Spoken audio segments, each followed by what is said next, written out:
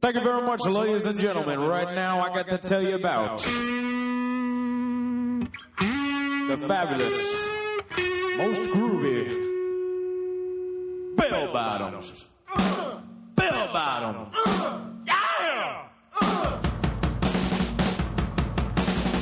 Bell bottoms. Bell bottoms. Bell bottoms. Bell bottoms. Bell bottoms. 2017 was the dystopian future that we were warned of in The Running Man. Now welcome to 2018, the dystopian future depicted in Rollerball.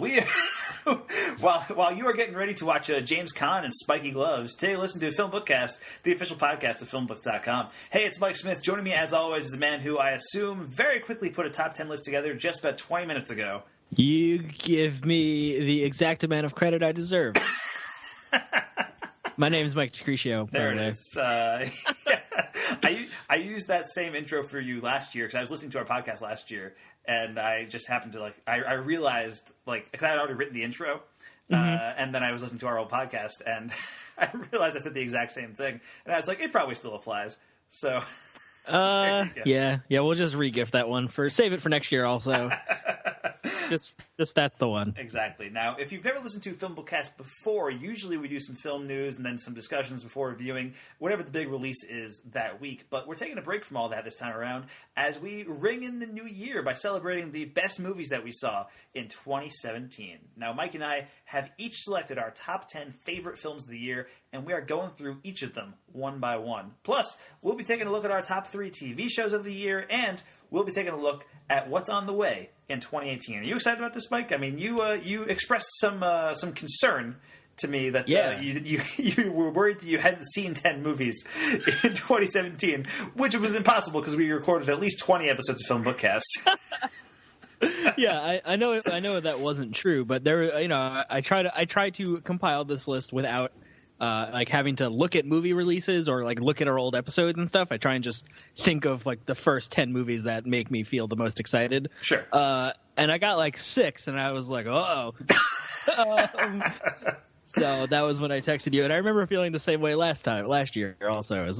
Right. I don't keep a running list in a notebook like you do, not to put you on the spot.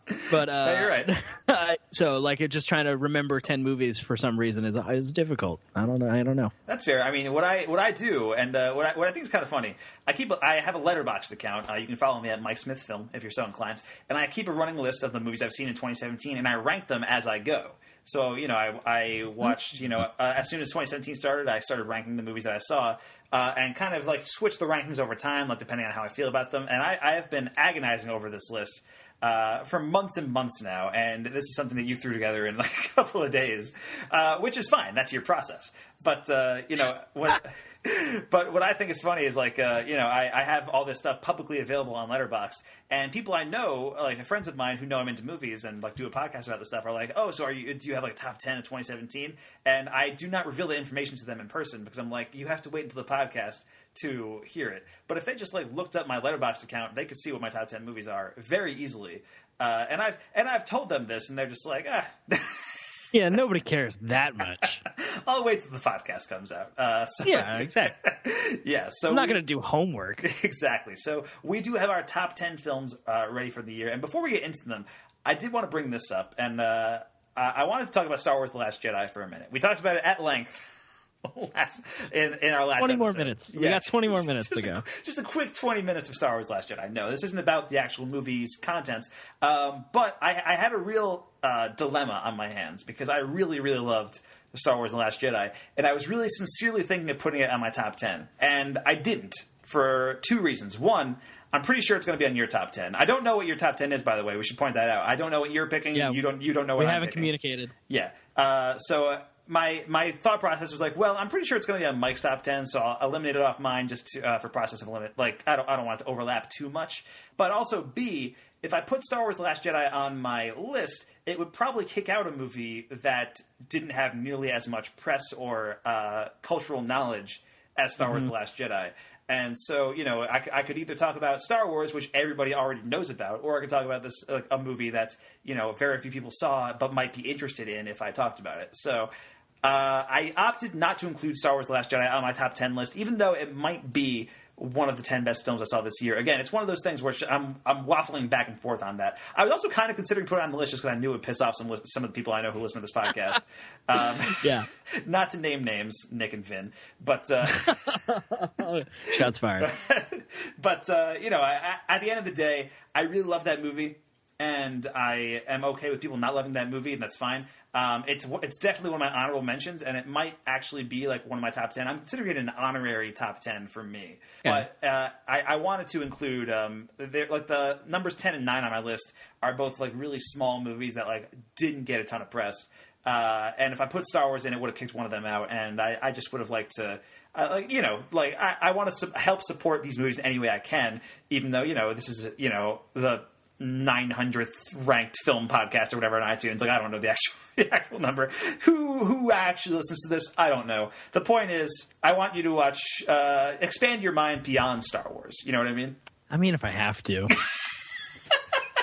At the same time, I'm pretty sure Star Wars will be on your list, so it'll be represented in any case. We'll just have to wait and see, Mike. We'll just have to find out. And that is what we will do, Mike, when we count down our top 10 films of 2017, starting right now. Country roads take me home to the place I belong. West Virginia, Mountain Mama, take me home, country road.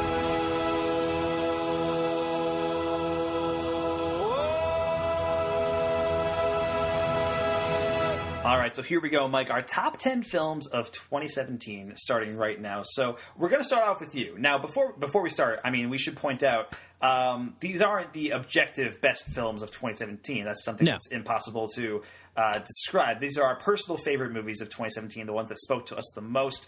And likewise, we have not seen everything that came out in 2017 because that's, A, basically impossible, and B, a lot of the movies that I'm really interested in seeing, and I'm sure you're really interested in seeing, have not opened near us yet. I mean, it's a little different for you because you live in the city and you just don't have time to see a ton of movies because you have like a full-time job and stuff. But yeah, life's hard, yo. I know, but for me, like I do have a job, but it gets out pretty early in the day, so I can go see movies whenever I want. But the problem is a lot of those movies don't open up near me for a really long time. So, for example, I'm still waiting on The Post, Phantom Thread. I wanted to see Coco, never got around to it. I, Tonya hasn't opened up near here. Molly's Game will finally open up this weekend. I'm very excited about it. But so there are a few movies that I do still really want to see. Haven't got a chance to, and I'm sure that's the case for you too. Yeah. So by all accounts, these are incomplete lists. Like these lists could drastically change by March of this year. You know? Oh yeah, like probably by next week. Probably by next week.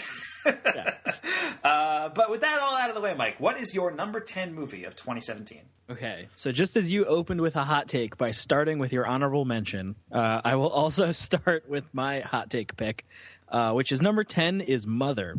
Why don't you want kids? Excuse me? I saw how you reacted earlier. I know what it's like when you're just starting out and you think you have all the time in the world. And, you know, you're not going to be so young forever. Have kids. Then you'll be creating something together. This is all just setting. Directed by Darren Aronofsky, starring Jennifer Lawrence and Javier Bardem. Did we do a whole episode on it? I think we did. We did a podcast episode. Yeah, so I don't need to say a whole lot more other than this movie. This is one of those movies that just made me what the fuck for an hour and a half. 2 hours, I think. I don't even remember. Yeah. So it's just a movie that really made me think, and it's something that has stuck with me since we saw it and did the episode with. So it's on the list. I don't know if I have to say a whole lot more. Yeah, fair enough. Yeah, I also was a big fan of Mother. I'm glad you put that on your list because it's really, really great. And, it has been, I think, the most divisive non-Star Wars movie of 2017. That is a movie that audiences like really hated. It bombed at the box office, but even critics were like divided on the movie. But I really appreciated the audacity of Mother, so I'm glad it made your list. My number 10 movie of the year is Brigsby Bear. Look at the Grazerbugs, James. All they need in this world is fresh water and cold moonlight to charge their rectoskeletons. They're out there every night, surviving just like us. The difference is we have dreams and imaginations to help us escape. Which is the new movie directed by Dave McCary. Now, Dave McCary is a guy who has worked on Saturday Night Live for a long time, and this stars Kyle Mooney, who's also been on Saturday Night Live for a few years. And I have been a longtime fan of him since he started on SNL, so I was already excited for this when I first heard about it after it played at Sundance. And then I finally caught up with it a few months ago. I was just really taken by like how emotional this movie is, right? And while also being like really, really funny. I mean, it has this like sort of like oddball sense of humor. If you've seen any of Kyle Mooney's sketches on SNL, which are kind of like they are kind of few. When he first started on the show, he would have a sketch like every week, and since then they've kind of thinned out because he has this really weird sense of humor. It's very dry and it's very off-putting, and I find that hilarious. Like I think he is so good. He does a lot of sketches with Beck Bennett, who I think they do a sketch comedy group together. But yeah, he is just so good. And whenever there's a new Kyle Mooney sketch on SNL, I'm always very excited about it. A lot of times he'll do a sketch and it will get cut, and so a lot of times you'll see on their YouTube channel, like on Tuesday, it'll say "cut for time," and like the sketch will show up or whatever. And a lot of those sketches are gems. They're so good. And so Brigsby Bear is like the first real leading role for Kyle Mooney, and I doubt there will be that many more leading roles for Kyle Mooney. So take this in while you can. And it takes this incredibly like fucked up story and turns it into the celebration of art and of filmmaking and of growing up, dealing with trauma. And on top of that, it has Mark Hamill voicing a giant teddy bear. So like, what more could you Sign ask me up. of Brigsby Bear? Honestly, there were two movies this year in which Mark Hamill starred that were about letting go of the past. One of them was called Star Wars. The other one was called Brigsby Bear. And they're both well worth checking out. Wow. Anyway, that is my number 10 pick, Brigsby Bear. Mike, what is your number 9? My number 9 is Alien Covenant, actually. I was not made to serve. Neither were you. Why are you on a colonization mission, Walter? Because they are a dying species grasping for resurrection. They don't deserve to start again, and I'm not going to let them. Yet, they created us. Even the monkeys stood upright at some point. Really? Yeah, it was a similar vein to Mother, like for the thought process for me, where it was just a movie that made me think about so much, the nature of creation and what it means to be human in some crazy way. So it's just another movie that like has stuck with me just in my thoughts, like in stuff that I late at night staring at the ceiling, and you're like, yeah, but what if David had done this though? Right. And it just blows it. That's it. So that's basically the criteria for me. And just blow my mind somehow and worry about it. Yeah, like you're on the list. You're in, man. So yeah, that's number 9. We did a whole episode on it. Go listen to it. Yeah, I mean, I really dug Alien Covenant as well. That's another one that was pretty divisive among fans and critics. Suddenly there's a pattern that's growing on your list. I think is interesting. But yeah, I mean, that's I think it's a pretty significant improvement from Prometheus, which is another movie that I think has a lot more going for it than people give it credit for. Even though Prometheus has its share of like problems, I think Alien Covenant has its problems too. But it's a really like dirty kind of movie. Like it's very grimy.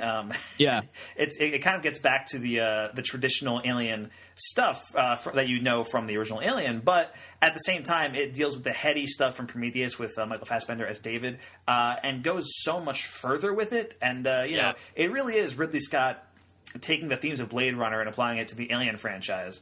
In a way that he hasn't really done before, and it's kind of interesting. And it's weird that he did that the same year that there was a new Blade Runner movie out that he produced. It was just it's like this stuff is on his mind, I guess.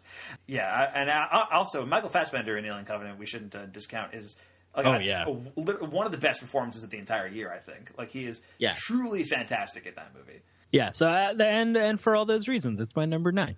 Yeah. All right. Now we move on to my number 9 movie, which is a movie called Raw. Mike. Oh man. Yeah, this is directed by Julia Ducournau, and I had not seen a single frame of this French horror movie before I saw it at the Alamo Drafthouse back in April. And all I knew about the movie is that it involved cannibals. That's literally all I knew. I just knew it. Cannibalism was involved somewhere in the movie. And this movie is so much more than that. It is a twisted coming-of-age story about a college girl discovering her sexuality at the same time as discovering her appetite for human flesh. There's a lot of dark humor, of course, but the movie is like genuinely intense and in select scenes incredibly gory, and it is not for the squeamish. I watched it at an Alamo Drafthouse, so there was food being served while the movie was going on. No. And people were like, "Oh, I don't know if I want to eat this anymore."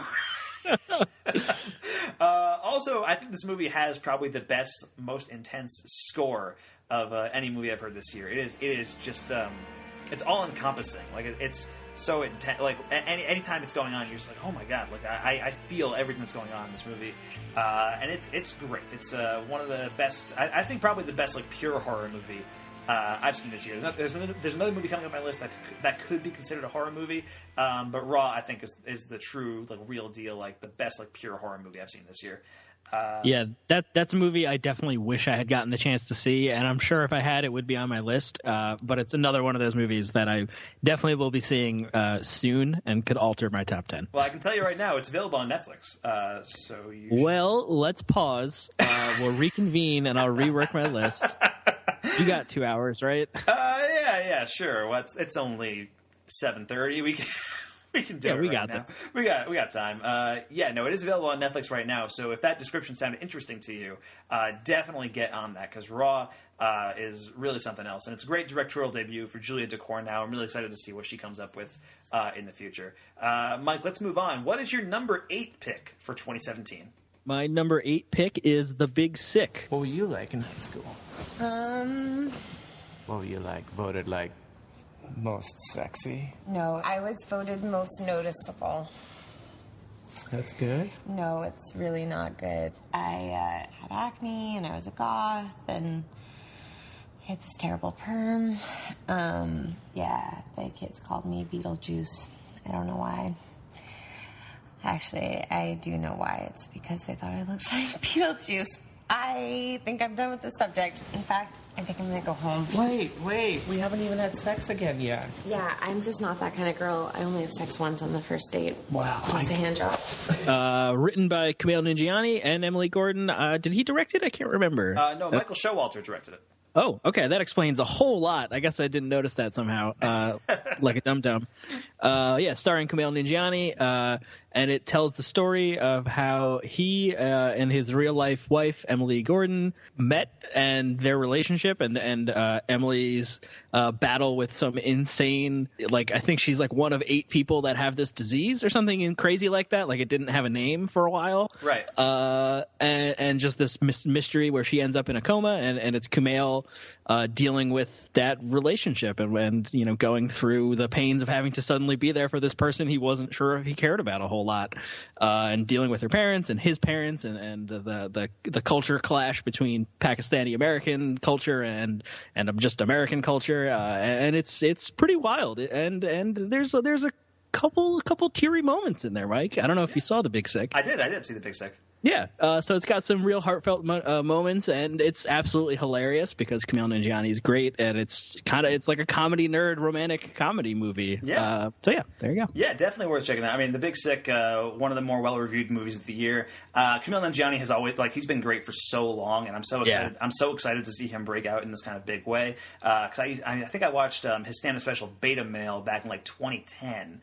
And was just all about it. I thought it was hilarious, and then he joined the cast of Silicon Valley, and he was great on that show. And so to see him be able to co-write this movie based on his own story and bring a new perspective to American movies. You don't see Pakistani protagonists in movies that often, and specifically movies that deal with the culture of Pakistani people in this way is really interesting.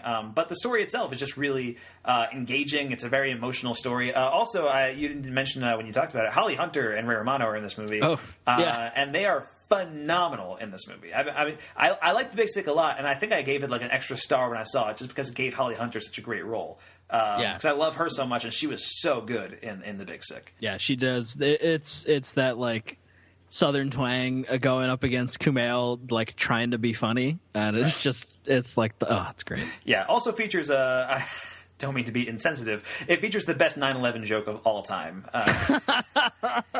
It really does, though. It really does. So that is The Big Sick. Well worth checking out. I'm glad it made your list because it didn't make mine, but it is a really good movie. Nonetheless. And then my number 8 movie of the year is Logan Lucky. This is a surprise. What you say there, Joe Bang? Ain't seen you in a while. How goes it? Well, I'm sitting on this side of the table wearing a onesie. How do you think it's going? Well, you look good. Real good. Fit. The new movie directed by Steven Soderbergh. Now, Soderbergh returned from retirement this year with Logan Lucky, this kind of low-key riff on his own Ocean's 11, with just an incredible cast that includes Channing Tatum, Adam Driver, Riley Keough, and one of the most surprising performances of the year with Daniel Craig as Joe Bang. The next level performance from Daniel Craig. We've never seen him like this before, and I wish he would do more stuff like this. You know, he like this. I think I noted this when we talked about Logan Lucky. This is like the first non-James Bond movie he's done in like 6 years. You know, like it's kind of insane. Actually, outside of his brief cameo in Star Wars: The Force Awakens, I should say. Which probably doesn't count. He is incredible in this movie. You've never seen Daniel Craig like this before. And this movie didn't make a ton of money at the box office, and that is a damn shame because there is so much charm. Like, this movie has charm to spare. There are a couple of scenes in this movie that I think are the hardest I've laughed in a theater all year. Like, there's the Game of Thrones bit, which is just the best thing of all time. And, you know, I feel like that's kind of the scene that people talk about when talking about Logan Lucky. But there are so many other great scenes in this movie. The scene where Daniel Craig is trying to make a bomb into a pipe is fantastic. And there's just so much good stuff. It's an embarrassment of riches, and it's a shame that this movie kind of got slept on. So I wanted to bring attention to Logan Lucky because this movie is fantastic, and that is my number 8 pick of the year. Mike, what is your number 7? My number 7 pick of the year is Dunkirk, the new movie from Christopher Nolan, starring 8 million people at least. Aren't you waiting on the Navy? They've asked for the Moonstone, they'll have her. And their captain. And his son. Thanks for the help, George. What are you doing? You do know where we're going. France. Into war, George. Fair, yep. Telling the story of the British and French soldiers trapped at Dunkirk in France, the evacuation across the English Channel by the Nazis in World War II. And it is just it's basically Anxiety Attack, the movie. There's I think we noted in our review of it, there's a ticking clock throughout the score, or like a metronome or something that basically is just, are you afraid yet? Are you afraid yet? Are you afraid? Like, it's just the worst thing ever. From Hans Zimmer. And it's incredible. Yeah, it's just another one of those movies that has stuck with me purely on that experience of just like slowly sinking into the chair and holding the armrests tighter for 2 hours. Terrible. Yeah, fair. Yeah, Dunkirk did not make my list, and I feel like it could have. Like, I'm a huge Christopher Nolan fan, and I like World War II movies and stuff like that. And I really dug Dunkirk a lot. I really enjoyed it. The sound design of that movie alone makes it worth consideration for a top 10 list like this. And you know, the story it's telling is really great. It's a great, intense movie. But I don't know. I feel like I've only seen it the one time. And that first time I watched it, I feel like I was trying to piece it together almost, because it is edited sort of strangely. If you're just seeing it for the first time, it's like doing 3 different stories, and you know, one takes place over the course of an hour, one takes place over the course of like a day, and one takes place over the course of like a week. But they're all being shown at the same time, so it takes you some time to adjust to it. And I really want to see it again. I want to like watch it again with that in mind. But for that reason, didn't really make my list, because that first time watching it, I feel like I spent a lot of that time just acting a little bit confused as to what was happening in relation to each other. But that said, I mean, Dunkirk, it has some of Nolan's best direction. It has a fantastic Hans Zimmer score, some great performances. Kenneth Branagh's in this movie, Mark Rylance, Cillian Murphy, Tom Hardy, fulfilling his prophecy once again to never show his face on screen. and barely talk. Yeah, Tom Hardy is such a weird actor. Tom Hardy's a great actor. I mean, I think Tom Hardy's one of the best actors working today. And he just has this weird thing where like he wants to cover up his face the entire time he's in a movie. Because he did I don't know. Like he did it with Dark Knight Rises. He did it with Mad Max Fury Road. There was this. I feel like there was one more where he like had his face covered up by something. And I'm blanking on what it was. But in any case, Tom Hardy, great actor. Show your face more, dude. You're a handsome fellow. Anyway, so your number 7 was Dunkirk, and my number 7 is a movie called Good Time. And this movie is not just a good time, Mike. It's a great time. Wow. I hope that's the tagline. I don't think it was. I believe I'm the only one who's thought of that. In the history of people. This driver, he just kept talking to me, and I'm fucking tripping balls. And I'm telling him, please, just give me some peace and quiet, or I'm gonna throw up. You want to throw up? You give my money right now, and you get out of and this I told the driver, I tell him, don't worry, I'm gonna go in the house, I'll get the money and come right back. I just got out of jail today, man. I don't have shit. As soon as he hears the word jail, he fucking freaks. Talking about, I'm not getting ripped off by one of you punks again. I'm not getting fucked up. And he just fucking steps on the gas. And that was it. And just takes off. I'm gonna pay you. My mother's gonna pay you. She has money. I'm going to the police today. Man, I hear the word cops and I lose it. I'm like, I gotta get the fuck out of here. You are crazy. I'm not going back to jail, man. I'm not going back to jail. God damn. So I happened to get one of the doors open before he locked them all. And this guy's crazy. He's fucking driving. He's speeding down the road, 30, 40 miles an hour. And I know we're getting closer and closer to the precinct. I know where my local precinct is. It's not far. And I am not going back to jail. So I just look down at the pavement and just jump. So this is directed by Ben and Joshua Safdie. And I think this movie shows that we have officially entered the era of Robert Pattinson, the great actor. And if you asked me if we'd ever get there 10 years ago, I'd have said no way. Like when he was starring in Twilight movies, I was like, this guy sucks. He's so bad. Would you have scoffed if someone had asked you that question? I would have scoffed and thrown my scarf backwards in disgust, sir. But wow.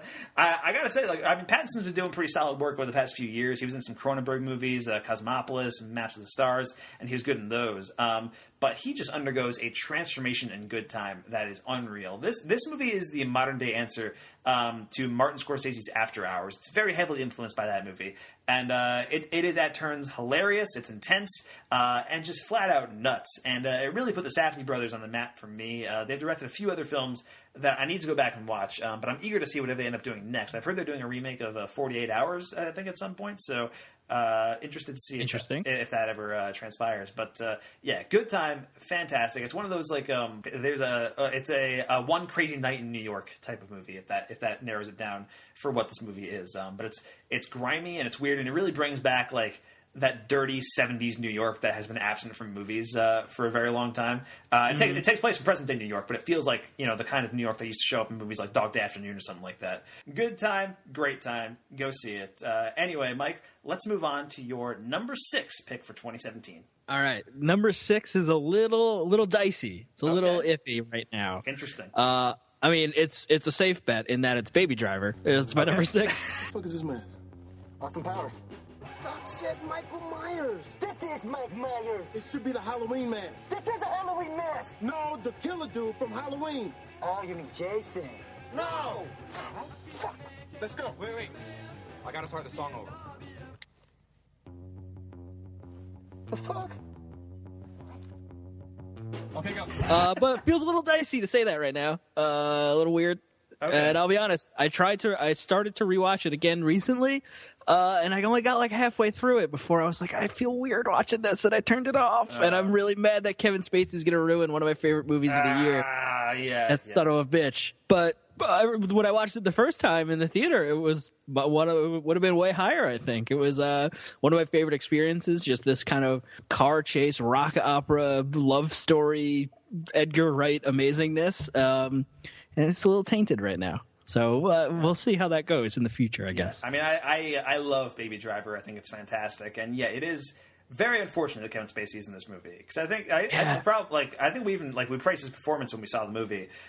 He's so fucking good in it. He gives a good performance, and he really bites into the pulpy aspects of Baby Driver. But the nature of his character in this movie, coupled with the actual allegations against Kevin Spacey, can occasionally be kind of uncomfortable for So that is unfortunate that that's happened for you, and I hope that that goes away with time, because there are so many other aspects of Baby Driver that are fantastic. That's all of the rest of the movie. Yeah, every single other part of the movie. It's just Kevin Spacey. So you shouldn't let one guy's work destroy the work of literally hundreds of other people. Okay, that's fair. That's kind of how I view it. Baby Driver, absolute blast. If you haven't seen it, definitely do, especially if you love action movies.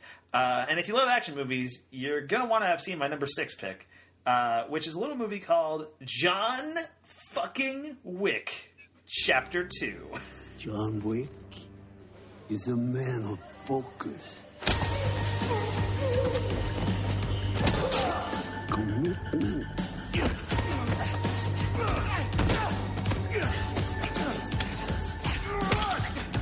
the sheer fucking will.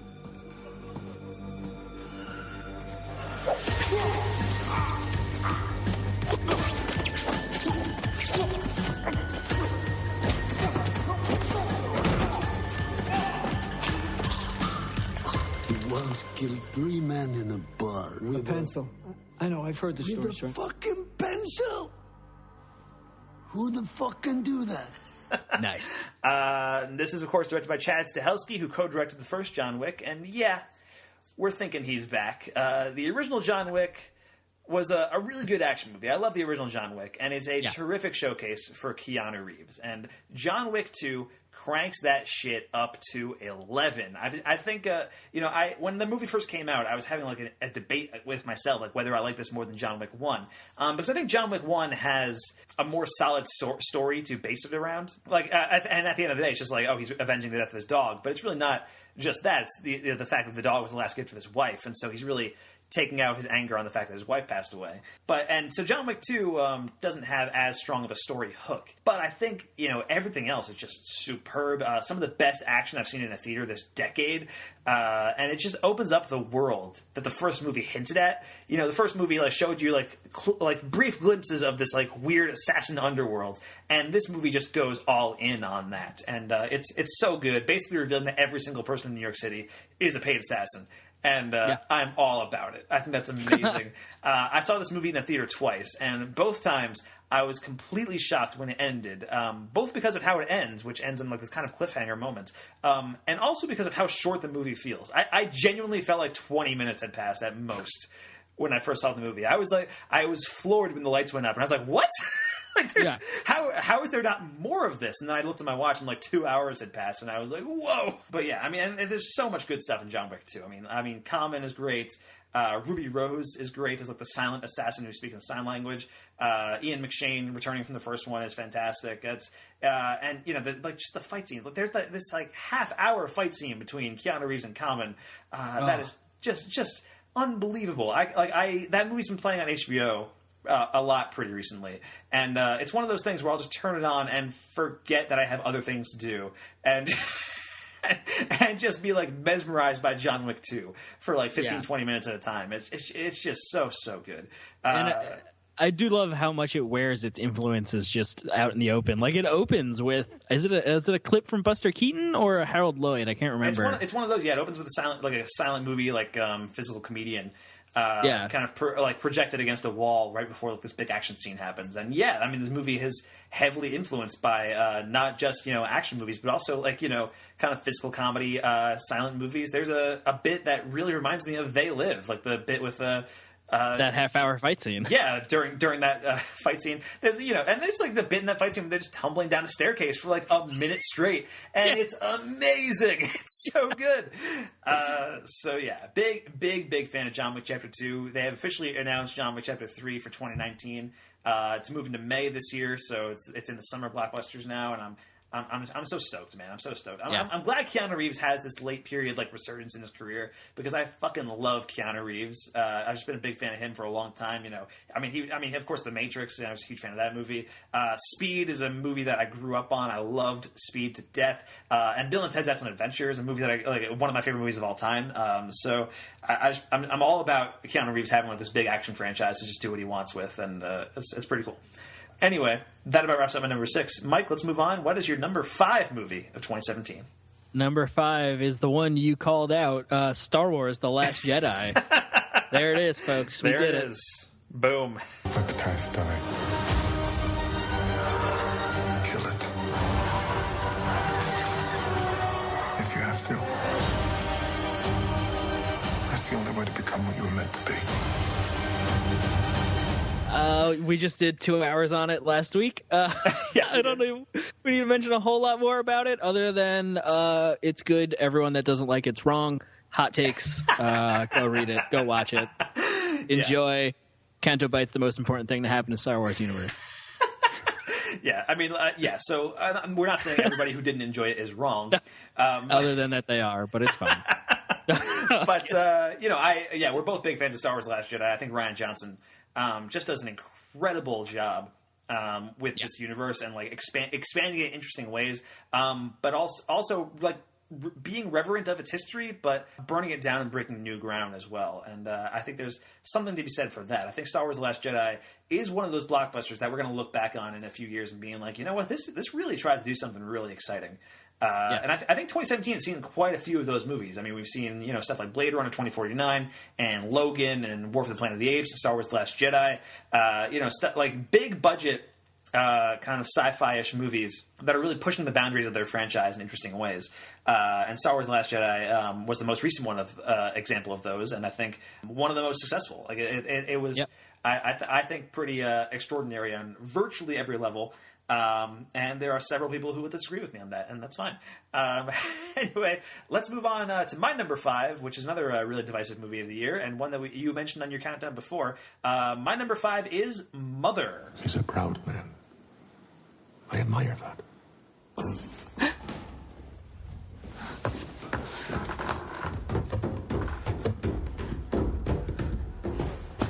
What have you done? I'm so sorry. We're both sorry. I was telling her the story. It just fell out of my hand. We'll search and find another one, I promise. Quiet! Oh. Yeah, directed by Darren Aronofsky, of course. And I think I talked about this in my review that I've usually been pretty hit or miss on the work of Darren Aronofsky. I was a big fan of Requiem for a Dream and Black Swan.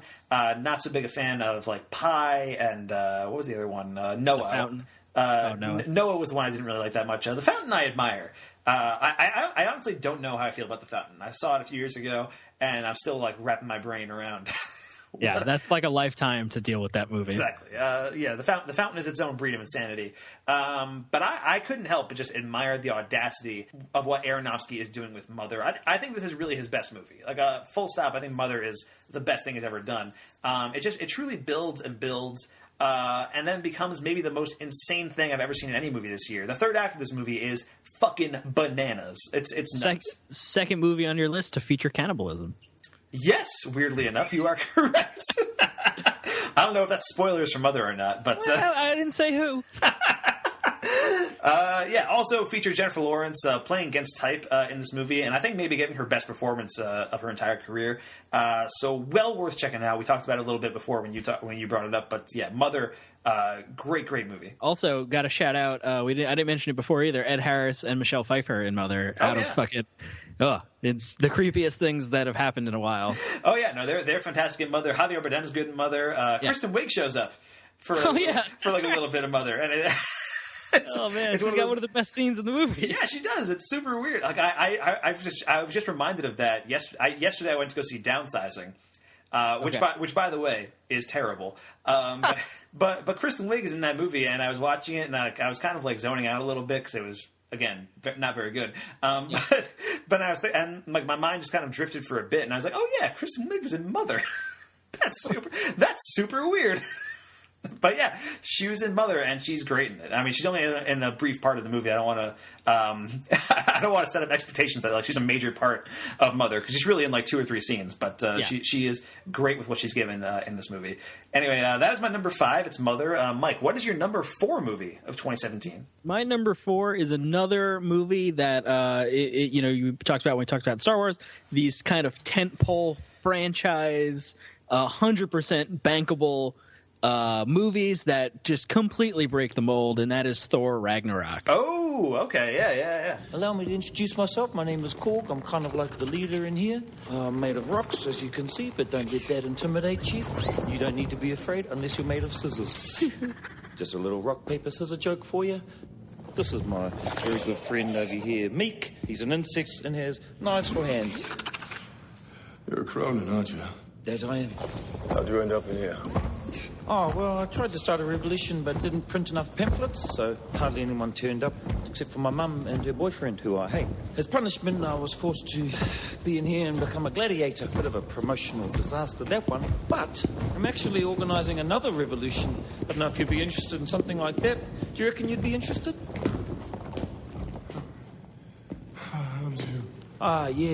This whole thing is a circle. But not a real circle, more like a freaky circle. This doesn't make any sense. Nah, nothing makes sense here, man. The only thing that does make sense is that nothing makes sense. Yeah, directed by Taika Waititi, starring Chris Hemsworth and fucking everyone else in the Marvel Universe. Tom Hiddleston, Mark Ruffalo, Tessa Thompson, I think is Valkyrie. Yeah, Papa Jeff Goldblum's up in this movie. It's just everybody. It's great, and it's just a fluorescent space romp comedy. Prison break, just everything going on, and it's just I think we talked about it again. It will change the face of Marvel movies or the formula for Marvel movies, I hope. And hopefully we will eventually get a Taika Waititi Star Wars movie also, because that'd be dope. I don't think that will ever happen. I think that's you don't know. I don't know. I mean, I feel like, if they fired Phil Lord and Chris Miller, imagine what they would do to Taika Waititi. All right, listen. They would shoot him out of a cannon into the moon or something. Like, it's they would freeze him in carbonite. Yeah, and that'd be it. It is one of the things. Somebody tweeted at Taika Waititi a few months ago, asking like, "Hey, would you ever want to do a Star Wars movie?" And he responded back saying, "No, I like to finish my movies." Fucking slime. Which is like fucking like whoa, because that was like right after the Phil Lord and Chris Miller stuff happened. I think it was right after Colin Trevorrow got fired too, actually. Oh God. So yeah, it was a thing. But then recently, Kathleen Kennedy was talking about it in an interview, and somebody asked her about it, and she was like, "Oh, I would love to hire Taika Waititi like in a second." So it's a weird thing. So who knows? I think somebody asked him about it again recently, and he was like, "Well, I joke about that, but like if they asked me, obviously I would probably say yes." So because it's fucking Star Wars. Thor Ragnarok, Thor 3. It's a really entertaining, really fun movie. And I'm a huge fan of Taika Waititi. I talk about him on this podcast constantly with What We Do in the Shadows. Hunt for the Wilder People made my top 10 list last year. I really enjoyed what he did with Thor 3 because Thor as a franchise. I enjoyed Thor. I enjoyed Thor 2, and those movies have comedy in them. But I feel like they were almost going for like this kind of Shakespearean grandeur. This movie is decidedly not that, and is much better for it. And it's really entertaining. It's like arguably the funniest movie that Marvel has made thus far. And it's just a fun romp. I really enjoyed watching Thor Ragnarok, and I think we talked about it in our review. Every moment in the movie, every visual scene that you see just looks like it could be the cover of like a Led Zeppelin album or something. Like it just looks cool, and it's a really fun Marvel movie. I'm very glad it exists, and I hope what it means is that like Thor gets. This is kind of like a soft reboot for Thor in a way. Like I want Thor 4 directed by Taika Waititi, starring Chris Hemsworth. Like a lot of the Marvel heroes are retiring probably pretty soon. Like Robert Downey Jr. and Chris Evans seem like they're on their way out. But Chris Hemsworth seems like he could be sticking around for a while, and I hope he does. And I hope Thor 4 happens with this same team because it's a lot of fun. Anyway, my number 4 movie of the year is a much smaller movie than Thor Ragnarok. It's called A Ghost Story, and everyone will keep listening to it for the foreseeable future, but that's where things start breaking down because your kids. Do you have kids? Wait, who here has kids? Your kids are gonna die. Yours too. Hey, just saying, they're all gonna die. And their kids will die. And so on and so on. And then there's gonna be one big tectonic shift. Yosemite will blow, and the western plates will shift, and the oceans will rise, the mountains will fall, and 90% of humanity will be gone. One fell swoop. This is just science. Which is directed by David Lowery, who's director of Ain't the Body Saints and more recently Pete's Dragon for Disney. And about halfway through watching this movie, I thought to myself, like, yeah, this is pretty good, but I'm not sure that it's working for me. Like, I wasn't sure if I was into it or not. And then the second half of the movie happened and hit me like a fucking wrecking ball. I mean, it was so good. I mean, what begins as like an examination of one person's grief becomes an examination on the entirety of human existence with just like a few very quick edits. If you ever need to explain to someone how powerful editing can be, this is the movie to show them. If I was teaching a class, I would show, the opening of 2001: A Space Odyssey, where like the bone turns into a spaceship, and then I would show like the ending of this movie because it is unreal. Like it is an ending that is so moving and powerful that I was exhausted emotionally and just didn't want to move for a while after seeing A Ghost Story. Plus, if you hate Casey Affleck, good news. He spends most of the movie, like 95% of it, under a sheet with 2 eye holes cut into it. So Perfect. And not saying anything. So. This is the best kind of Casey Affleck. This is the Casey Affleck movie for people who hate Casey Affleck. So yeah, that's my number 4, which is A Ghost Story. Mike, what is your number 3? My number 3 for 2018. So whoa, no, 2017. You're getting ahead of yourself, man. Who knows? 2018 has been such a long year, Mike. It's been at least 4 whole days. 4 whole days. 11 nuclear winters later. Yeah. If you struggle to make it to 10 movies in 2017, I really want to see what you came up with for 2018. But regardless, yeah. My number 3 for 2017 is Blade Runner 2049. Have you ever been in an institution? Cells. Cells. Do they keep you in a cell? Cells. Cells. When you're not performing your duties, do they keep you in a little box? Cells. Cells. Interlinked. Interlinked. What's it like to hold the hand of someone you love? Interlinked. Interlinked. Do they teach you how to feel finger to finger? Interlinked. Interlinked. Do you long for having your heart interlinked? Interlinked. Interlinked. Do you dream about being interlinked? Interlinked. What's it like to hold your child in your arms? Interlinked. Interlinked. Do you feel that there's a part of you that's missing? Interlinked. Interlinked. Within cells, interlinked. Within cells, interlinked. Why don't you say that 3 times? Within cells, interlinked. Within cells, interlinked. Within cells, interlinked. Within cells, interlinked. We're done. Wow. Okay. I thought this would be your number 1. I actually was really convinced this would be your number 1 movie of 2017.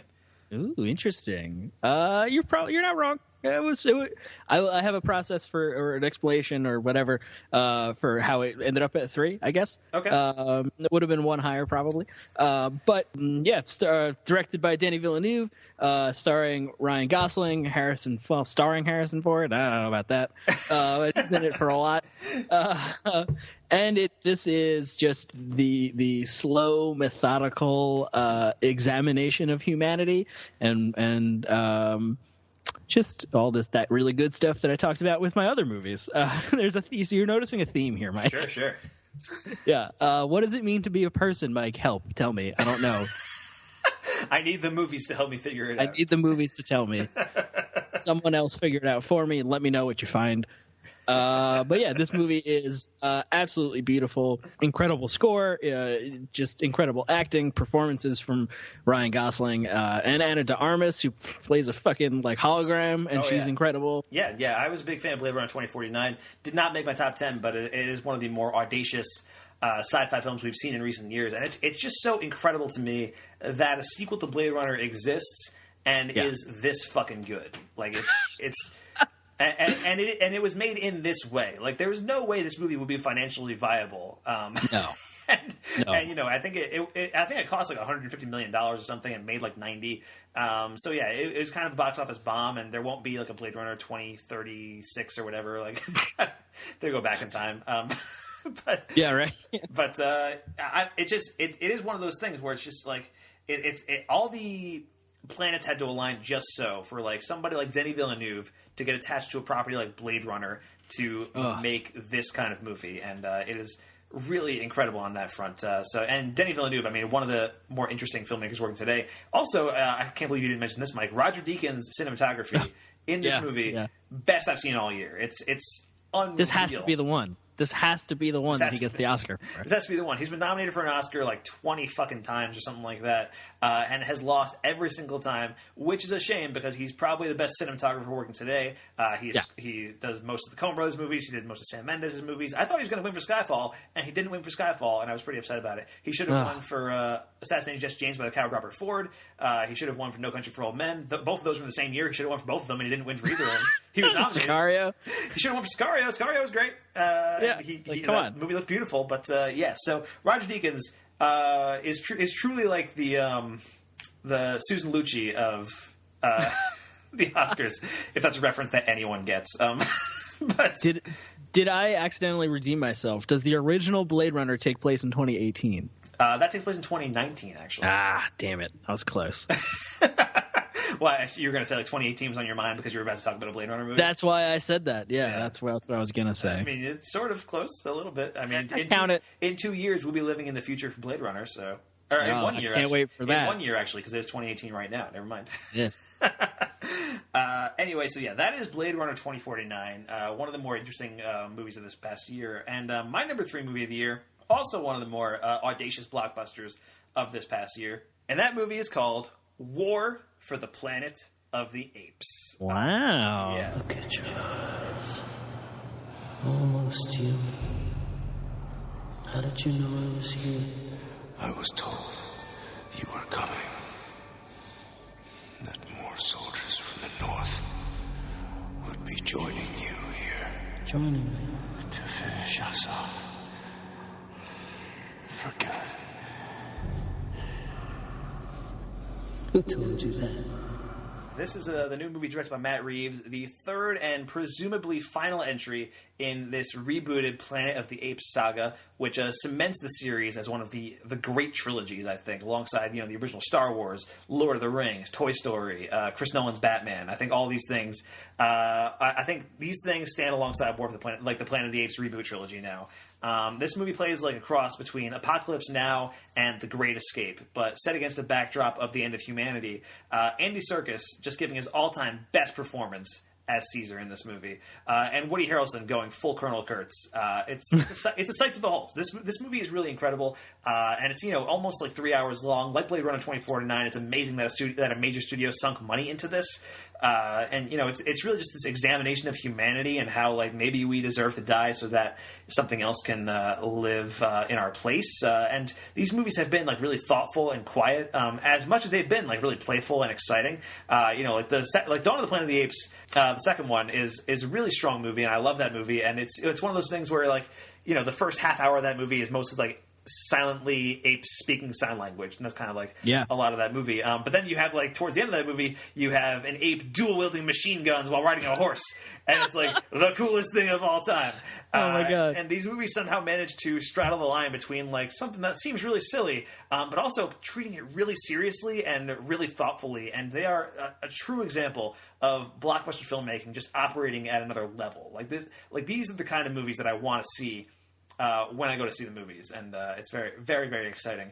And I'm very excited for Matt Reeves to take over the Batman movies if that ever ends up happening, because who knows what's going on at DC over there. Matt Reeves is I think one of the more talented studio directors working today, and he's really brought like I really enjoyed the first entry, Rise of the Planet of the Apes, which was directed by Rupert Wyatt. And I think that's a really fun movie with a lot of really good stuff going on in it. But I think Matt Reeves is the one who really elevated this franchise to like the pinnacle of what it can be. So, big fan of War of the Planet of the Apes. That is my number 3 pick for 2017. Mike, what is your number 2? So my number 2 pick is the one that kind of shuffled everything around for me. I really liked this movie when I saw it.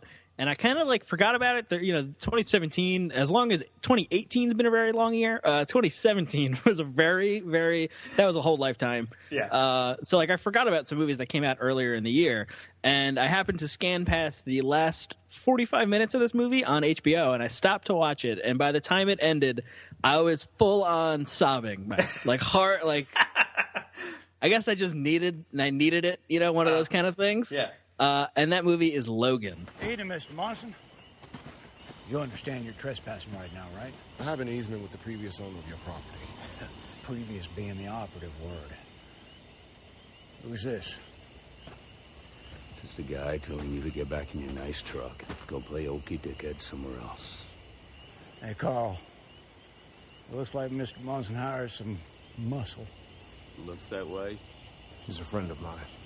Friend with a big mouth. I hear that a lot. And you probably hear this, too. More than I'd like. Okay, yeah, there it is. Directed by James Mangold, starring Hugh Jackman, Patrick Stewart.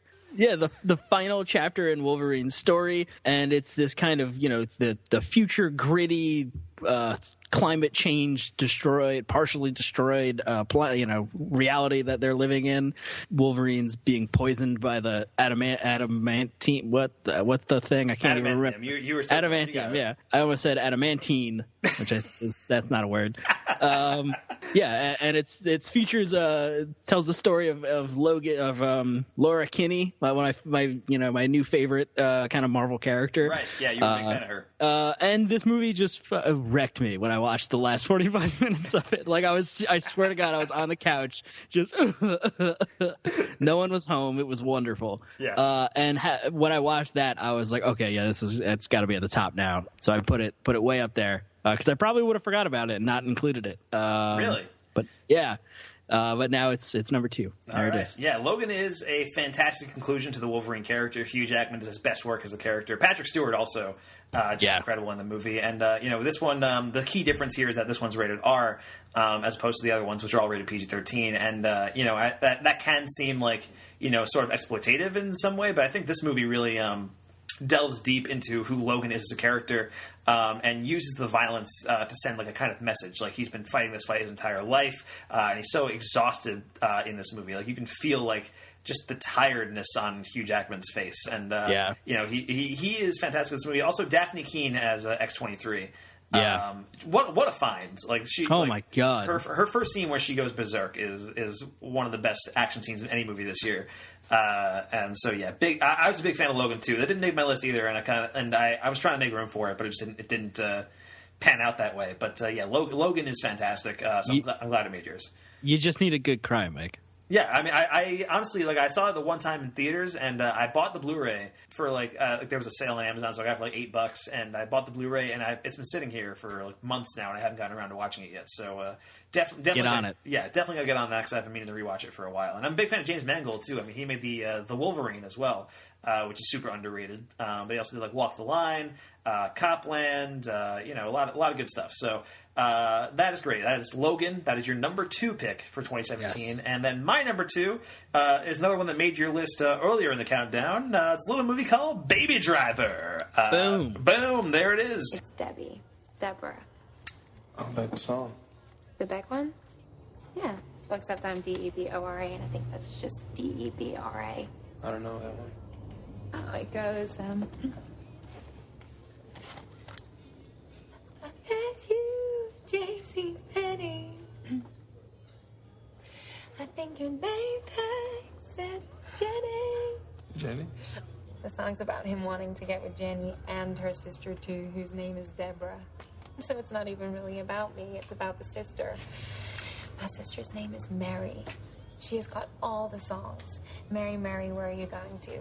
Proud Mary, keep on burning. The wind cries Mary. She's got me beat again. She's got endless songs. I got one. You got 2. What's the other one? Deborah, the song I'm talking about. Who by? Trex. T-Rex? Yeah. I've heard of them, but don't know that one. How's it go? Oh, Deborah, always look like a zebra. A zebra? I can see Braga. Of course, directed by Edgar Wright. What I loved about this, Edgar Wright kind of breaks out of comedy in this movie and into action with Baby Driver, while still delivering a ton of laughs, of course. And Edgar Wright's action scenes have always been, pristine, so good. That's on display in Hot Fuzz. And that's really on display in Scott Pilgrim vs. the World and The World's End. I think those movies have really great action scenes. And so it's almost that those almost seem like they've been training for this. This is the movie that he's been wanting to make. I think he's been talking about this for something like 20 years. This idea has been rattling around in his head. He actually used the opening sequence to Baby Driver. He's had the idea for that for so long. He actually used it as the concept for a music video he directed in 2003. Wow. Which you can watch online, and it's kind of cool to see the similarities. You can see the guy it doesn't have to chase, but it's the guy is kind of dancing around in the car the same way the baby does in Baby Driver, and he's you see the windshield wipers kind of going back and forth, and it's pretty cool. Baby Driver is probably the coolest movie of this entire year. I think just straight up the coolest. Great action sequences, great character turns from actors like John Hamm, Jamie Foxx, and like we said before, yes, Kevin Spacey is in this movie, which is unfortunate, but the movie's still fucking rad, and it's got a soundtrack that I'm still listening to months later. This movie is so much about the music, and I love that about it. And like all of Edgar Wright's action movies, or all of his movies in general, it is just endlessly rewatchable. I saw it twice in theaters. I just watched it again recently on Blu-ray, and it is just so much fun. Just such a fun action movie, and it's really entertaining. And Ansel Elgort just brings this I don't think he's a convincing action hero, but he brings musicality to the role, which is perfect for this movie. So I'm very and now Edgar Wright has talked about the possibility of maybe Baby Driver 2. And I don't know if I want that necessarily, but I'm down for whatever Edgar Wright does. So I'm down for more heists and car chases from Edgar Wright. Exactly. And Baby Driver is a ton of fun. So if for some reason you haven't seen it and you're listening to this podcast, what's wrong with you? Go turn this podcast off, go watch Baby Driver, and then come back to find out what our number one movies of the year are. Yeah. So we'll do that, Mike, right now. What is your number one movie of 2017? I think I wrote down my guess. Really? I wrote down my guess for what your number one is once you said it wasn't Blade Runner. So interesting. Say what it is, and then I'll show you, and I'll see if I got it right. My number one pick, number one movie this year is Get Out. Boom! I got it. There it is. You did it. You did it. Yeah, that's the one you wrote down. Good job, Mike. Boom.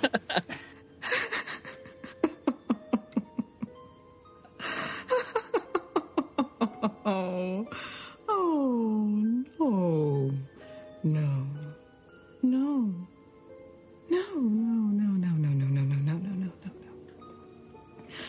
I do something. That's not my experience. Not at all. The Armitages are so good to us. They treat us like family. Jordan Peele's directorial debut. It's incredible. A socially aware, socially conscious horror thriller about race and how that operates in America, and it's just wow. Yeah, that's all. There's not a whole lot else to say. Yeah, Get Out, one of the best reviewed movies of this entire year. I think it had a 99 Rotten Tomatoes for a very, very long time, and it's such a fantastic horror / satire, and that's not something you see that often in movies these days, especially on a mainstream level. And this movie was such a huge hit. This movie became a cultural force, so much so that it came out in February, and it's still being talked about for Oscar consideration. And I think it has a pretty good chance of getting it, and that would be kind of insane. So there's so much to love about Get Out. Daniel Kaluuya, as you mentioned, but also Bradley Whitford is really funny and also menacing, and Allison Williams is so good as the girlfriend in this movie. It's great, but and I'm blanking on some of the actors' names, but the actors who play the two caretakers of their house. The one woman who just keeps saying no over and over again is haunting stuff. And who's the Bradley Whitford's wife? I can't remember who. Is it Connie Britton or something like that? I don't think it's Connie Britton. I'm blanking on who that is right now too. Yeah, you're right. But I recently got Get Out on Blu-ray as well, because that was another one that was on sale on Black Friday. Go read the back of the Blu-ray box. Go tell us who's in it. Real quick. And yeah, that's another one that I'm meaning to rewatch for a while, because I only saw it the one time in theaters. But yeah, it is just a really very effective horror movie, but also like a pretty funny comedic, but not in like this is hilarious kind of movie, but just in the way that it's skewing society in really interesting ways. And there are some really funny stuff. I mean, there's the comic relief TSA character who has like some of the best lines in the movie, who gets this big like fist pumping moment at the end, which is just fantastic and so cathartic, especially for what it immediately follows. And it's just really entertaining on pretty much every level. And it's one of the movies that I feel like has defined 2017 in a lot of ways. And I think it's interesting that you picked that as your number one, because I feel like my number one also pretty much perfectly captured the year that was for me. So I think it's interesting that we both kind of picked movies that kind of reflected the year that they were made. So my number one movie of the year was 3 Billboards Outside Ebbing, Missouri. Hey, fuckhead! What? Don't say what, Dixon, when she comes in calling you a fuckhead? And don't you come in here... You get over here. No. You get over here. All right. What? Don't, Dixon! What?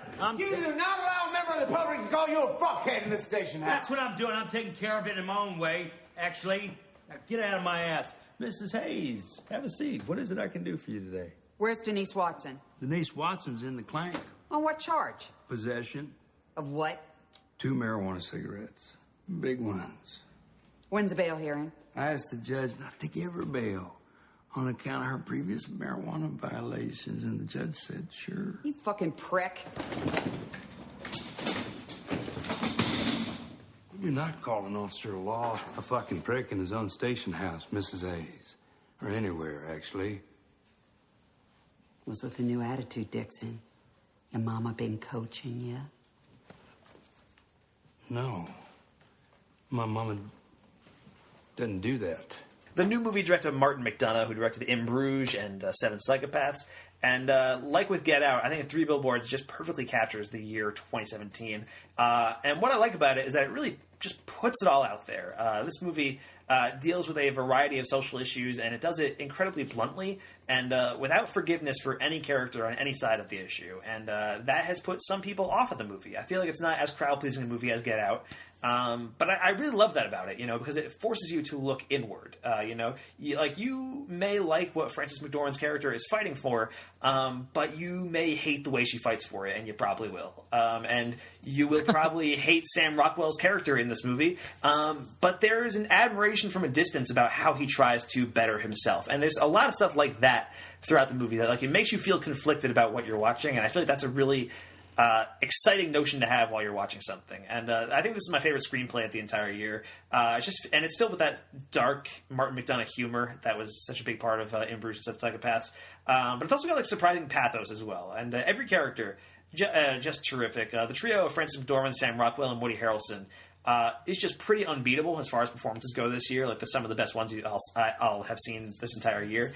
And a lot of it is really, really funny. There's some really funny moments throughout the movie, and stuff that'll make you go, just gasp and go, oh no, and stuff like that. Like a normal person does. Right, exactly. It is a really engaging movie, and it's not for everybody. I saw this with a few friends, and one of them was kind of lukewarm on it because I don't think he knew what to expect going in. Because it is a very low-key kind of character piece, and it's less about I think going in, I think my friend expected it to be more about the murder mystery, are they going to solve this person's murder? And it's really not about that at all. It's more about these people in this town and how they relate to each other, talking about racism in the town and about the role of women in the town, and it's really engaging on that front. Both are number ones. Get Out and 3 Billboards Outside Ebbing, Missouri. They are undoubtedly the 2 best movies of the year because we just said it. You're welcome, world. We can shut down the Oscars now because we just took them over. Mike, do you have any honorable mentions or anything that you wanted to throw out there before we move on to the top 3 TV shows? Yes. My first honorable mention was Murder on the Orient Express, actually. Really? Yeah, I don't know why. It was just thinking back on it. I just had a lot of fun with that movie, and it's nice to have just like a kind of purely escapist movie. Fair. And like you talked about, we both had it as a discussion. I think Kenneth Branagh and just the cast of like his friends hanging out, like, which is like the best thing ever. And we're gonna have the Poirot-verse, I guess. The Poirot-verse, yes. No, you're right. You're all correct. Yeah. All right. Well, I had a few honorable mentions I wanted to throw out there. One of them was Get Out. Which was, as I talked about before, one of the best movies of the year. And it is basically my number 11 from this list. Also, Star Wars The Last Jedi, as I talked about at the top of this podcast. Mm-hmm. Also wanted to mention Your Name, which is the anime movie I watched, a few months ago. And was really taken by, and it starts off as this, body swap comedy and becomes something much more. And it's a really powerful story about human connection that I really got attached to and really loved. And when I talked about it at the time, I think I said it was hovering around my top 10, and it almost made it in there. But at the end of the day, it was an honorable mention. But that shouldn't negate the fact, like, these are honorable mentions. Like, these are like my 11 through 15 out of like 75 odd movies that I watched from 2017. So Your Name is still very highly regarded by me. Also wanted to mention I Don't Feel at Home in This World Anymore. Oh shit, that came out this year? Oh my god. Yeah, that's my number 12, I guess. Yeah, I was I thought you might have forgotten about that one, actually. I was thinking to myself, like, because I know your process, and I know your process is just, what do we review this year? Let me go back and see. Mostly. That probably would have been in my top 10 if I had remembered. Yeah, I mean, I Don't Feel at Home in This World Anymore. Really incredible directorial debut from Macon Blair, who is your boy, as you've talked about before. He was the star of Blue Ruin and also starred in Green Room. And yeah, this is a really fun, dark comedy starring Melanie Linsky and Elijah Wood. Elijah Wood is incredible in this movie, by the way. And it's a really good like revenge thriller, but also just hilarious in certain parts. And I was a big fan of this movie. That is a Netflix original, by the way, so that is available on Netflix right now for your viewing pleasure, if you so choose. And then my last honorable mention is The Shape of Water, the new movie from Guillermo del Toro, which I saw in theaters maybe a week or two ago. And then actually, like, when my immediate reaction when I saw it is it landed like squarely in my top 10. Like, it was on my number 7 spot or something. And it kind of dimmed a little bit. But I still really enjoyed the movie. I think it's one of the more interesting movies of this year, and it's kind of nuts that this movie's getting the release that it's getting. It is such a weird movie, but it is such a Del Toro movie. It is such a Del Toro movie in so many respects. It's about a woman who falls in love with a fish monster, and it is exactly. Sign me up. Yeah, it is exactly as weird and perverted as Del Toro usually is. But it's so much fun. It's very funny. I think Sally Hawkins actually might give my favorite performance of this entire year. As this mute woman who speaks through sign language. She is fantastic, and Michael Shannon's in this movie playing every Michael Shannon character that you've ever seen in this movie, and also every like bad guy in a Del Toro movie. It's kind of like all those things mixed into one. And Doug Jones plays the fish monster, and he is fantastic. And there is one sequence in this movie that is just stunning, just beautiful. There's this silent black and white kind of movie musical montage sequence that is just a sight to behold, and it's like, man, that is Del Toro just working, man. And I was a big fan of that. So I wanted to give a shout out to Shape of Water because I was a big fan of that as well. I'm assuming you haven't seen it yet, right, Mike? Yeah, I haven't had a chance to see the Sexy Fish movie, but like I'm in. I got to see this movie. Yeah. So anyway, that is our honorable mentions, and that is our top 10 of 2017. Doesn't it feel good to get that off your chest, Mike? Oh man, that 20 minutes of prep was all worth it. Honestly, it feels really like I've been doing this for like a whole year, so it's I don't think you appreciate how cathartic this is for me, Mike. You did it, Mike. It's a lot. You could have finally. Well, you could halfway close the door on 2017 because now we have to do our TV top 3 TV. Yeah, so let's do that, Mike. Let's move on into our top 3 TV shows of the year, starting right now. You'll always be good at math. You'll always be good at naming stars. You'll always be there to catch me, except when I fall off the monkey bars. I still hate myself. That broken arm made you so sad. There went when you shot at the Olympiad. But that black and white cookie made it not so bad. And there's always you, and there's always me, and there's always us. Mommy and Daddy and Genius Girl make three. All right, Mike, it's time to get into our top 3 television shows of the year. Now, I don't watch nearly as much TV as I do movies, although I still watch way more TV than I probably should. That is probably healthy for me, but so I still watch quite a bit of TV, and I know you watch a fair amount of shows as well. So, Mike, we'll start with you. What is your number 3 TV show of 2017? My number 3 is a Netflix original series, and it's not the one you're thinking of. It is Mindhunter. Okay, yeah. I've been meaning to watch Mindhunter for a while now. I knew a week before she died I was going to kill her. She went out to a party. She got soused. She came home alone. I asked her how her evening went. She just looked at me. She said, for 7 years, she said, I haven't had sex with a man because of you, my murderous son.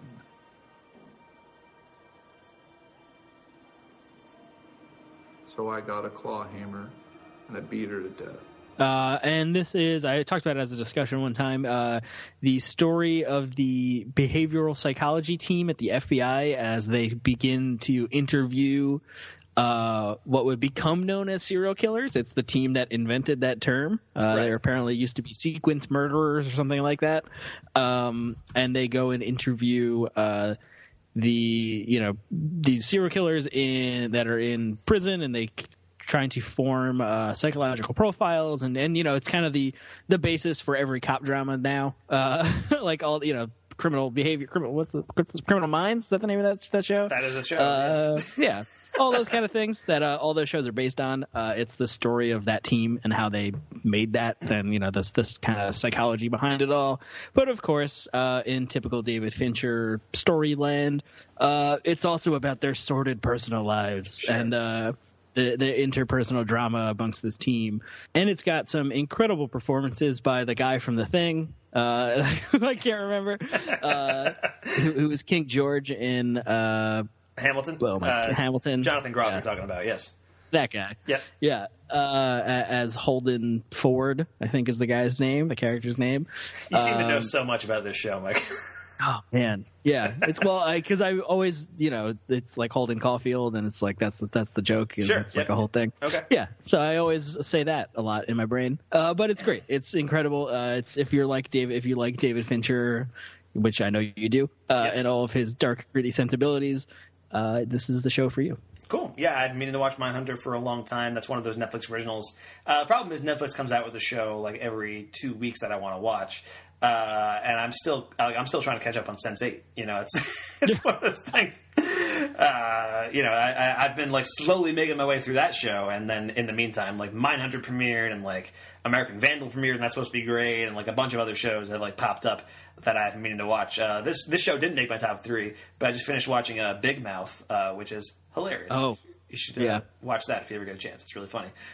Anyway, my number 3 show of the year is one that I have been championing since day one, and I'm glad to place it in my top 3 this year. It almost made my top 3 last year, but there was a weird thing where it was like the first 9 episodes of the season aired last year, and then like the last 4 episodes aired in 2017. And so I didn't feel comfortable putting it on my list when the full season hadn't aired. But now I can take like the last 4 episodes of season 1 and like the first 8 episodes of season 2 and be like, well, this is it. This is my number 3 pick of the year. I think you know what I'm talking about. It is The Good Place.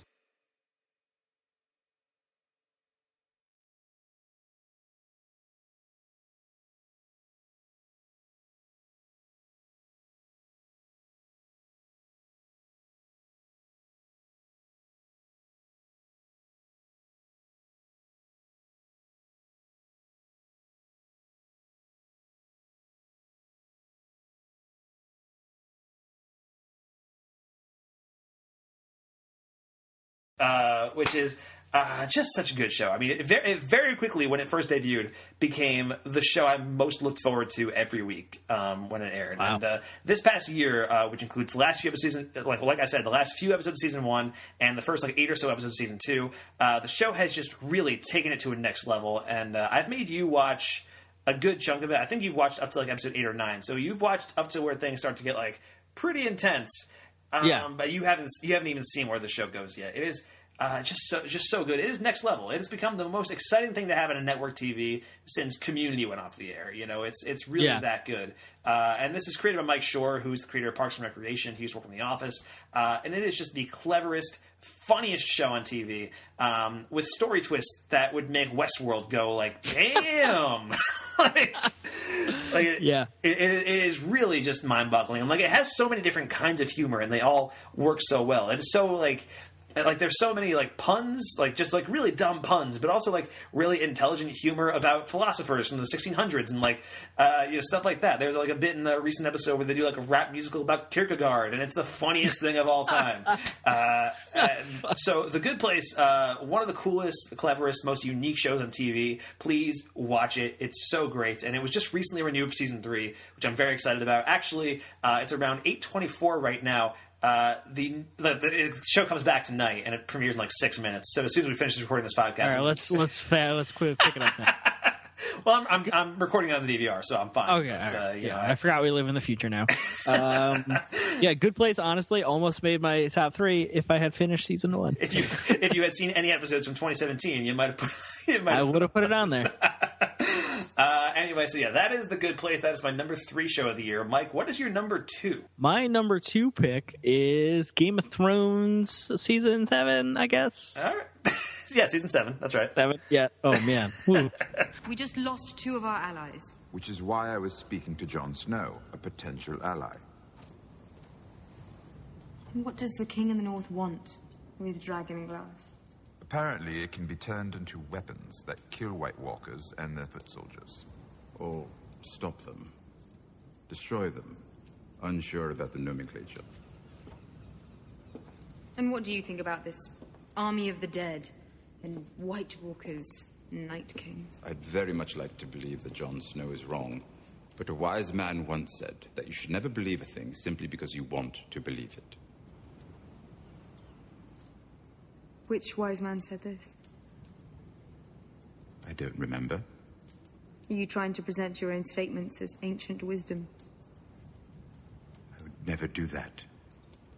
To you. I know we did a whole thing on it again, like everything else that I've talked about apparently, but season 7 is the kind of the table dressing for what will be the last 6 episodes. I think they're doing next season. Yes, 2019. Yeah, the last 6 episodes will be airing of Game of Thrones. And it was also a very divisive season for longtime fans of the show. They kind of stripped away a lot of the political machination stuff that made this show so enticing to a lot of people. And we're like, fuck it, we got to clear out 89% of these plot lines.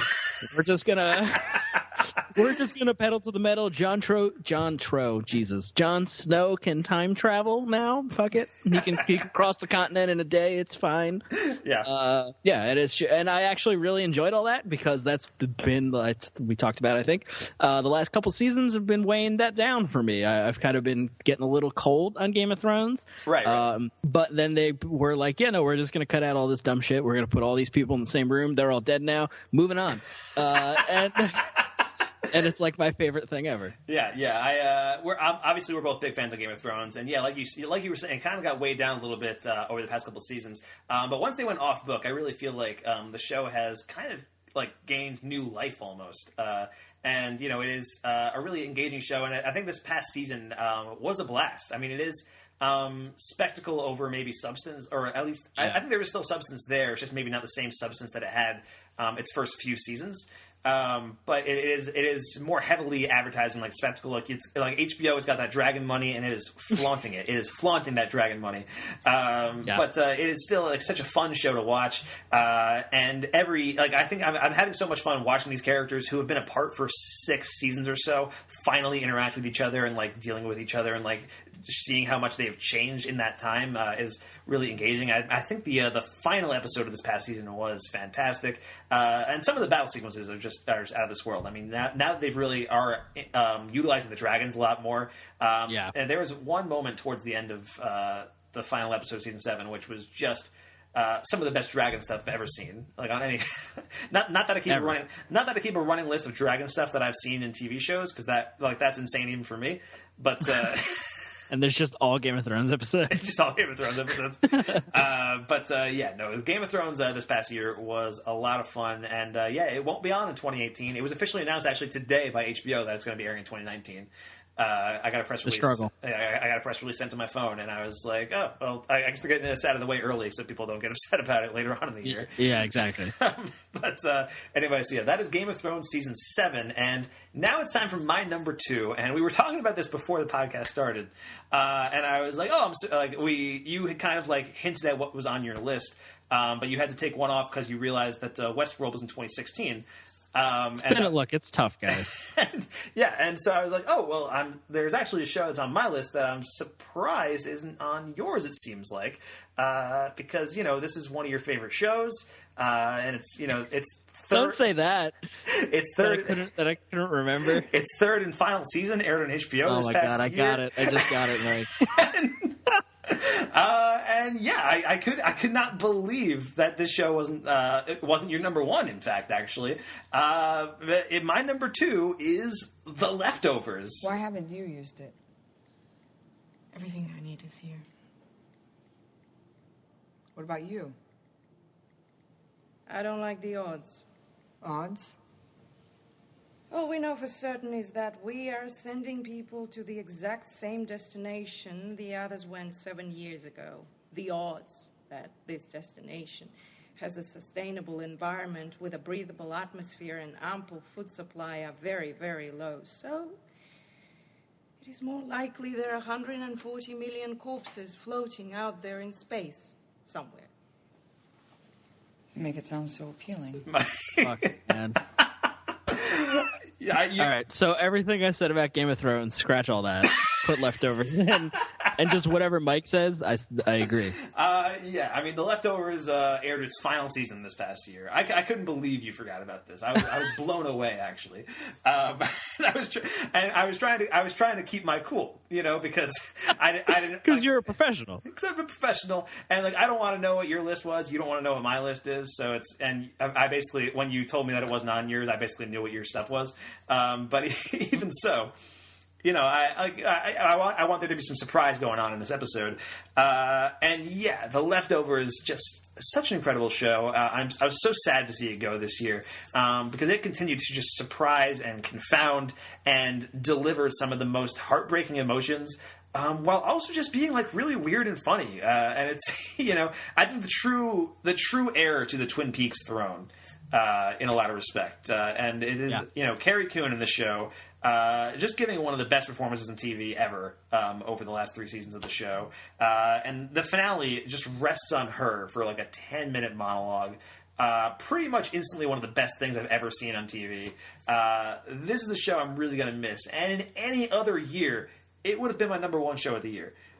In any other year. There's no possible way. If this had aired in 2016, it would have been number 1. If this had aired in 2018... Probably be my number 1. So I can't think of any show in 2018 that I'm as excited for as I was into The Leftovers. That said, Mike, I'm pretty sure we have the same number 1 for 2017.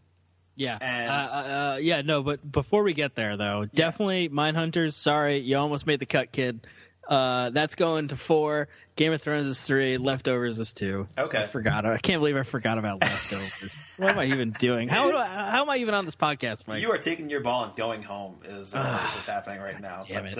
Anyway, so that is unfortunate that you forgot it, but The Leftovers is fantastic. Anyway, we both have the same number 1, it seems like, so why don't we say it in unison, Mike? Are you ready? Yeah, we could do this over the internet. All right, 1, 2, 3. Twin Peaks. Yeah! We did it. There's something in that box. And if that something is what I saw in my dream, we can't kill him. What the fuck are you talking No, about? I'm not kidding, Rodney. If he's got this one certain thing that's in that box, it means we can't kill him. Why? It means he's not our enemy, Rodney. How the fuck do you know that? I'm just telling you what was in the dream. But it's got to be this one certain thing. What? Rodney, it's a 1,000,001 shot. But if it's in there, you got to promise me. Listen to me. We got to be together on this. Okay. We won't kill him. Okay, enough. What is it?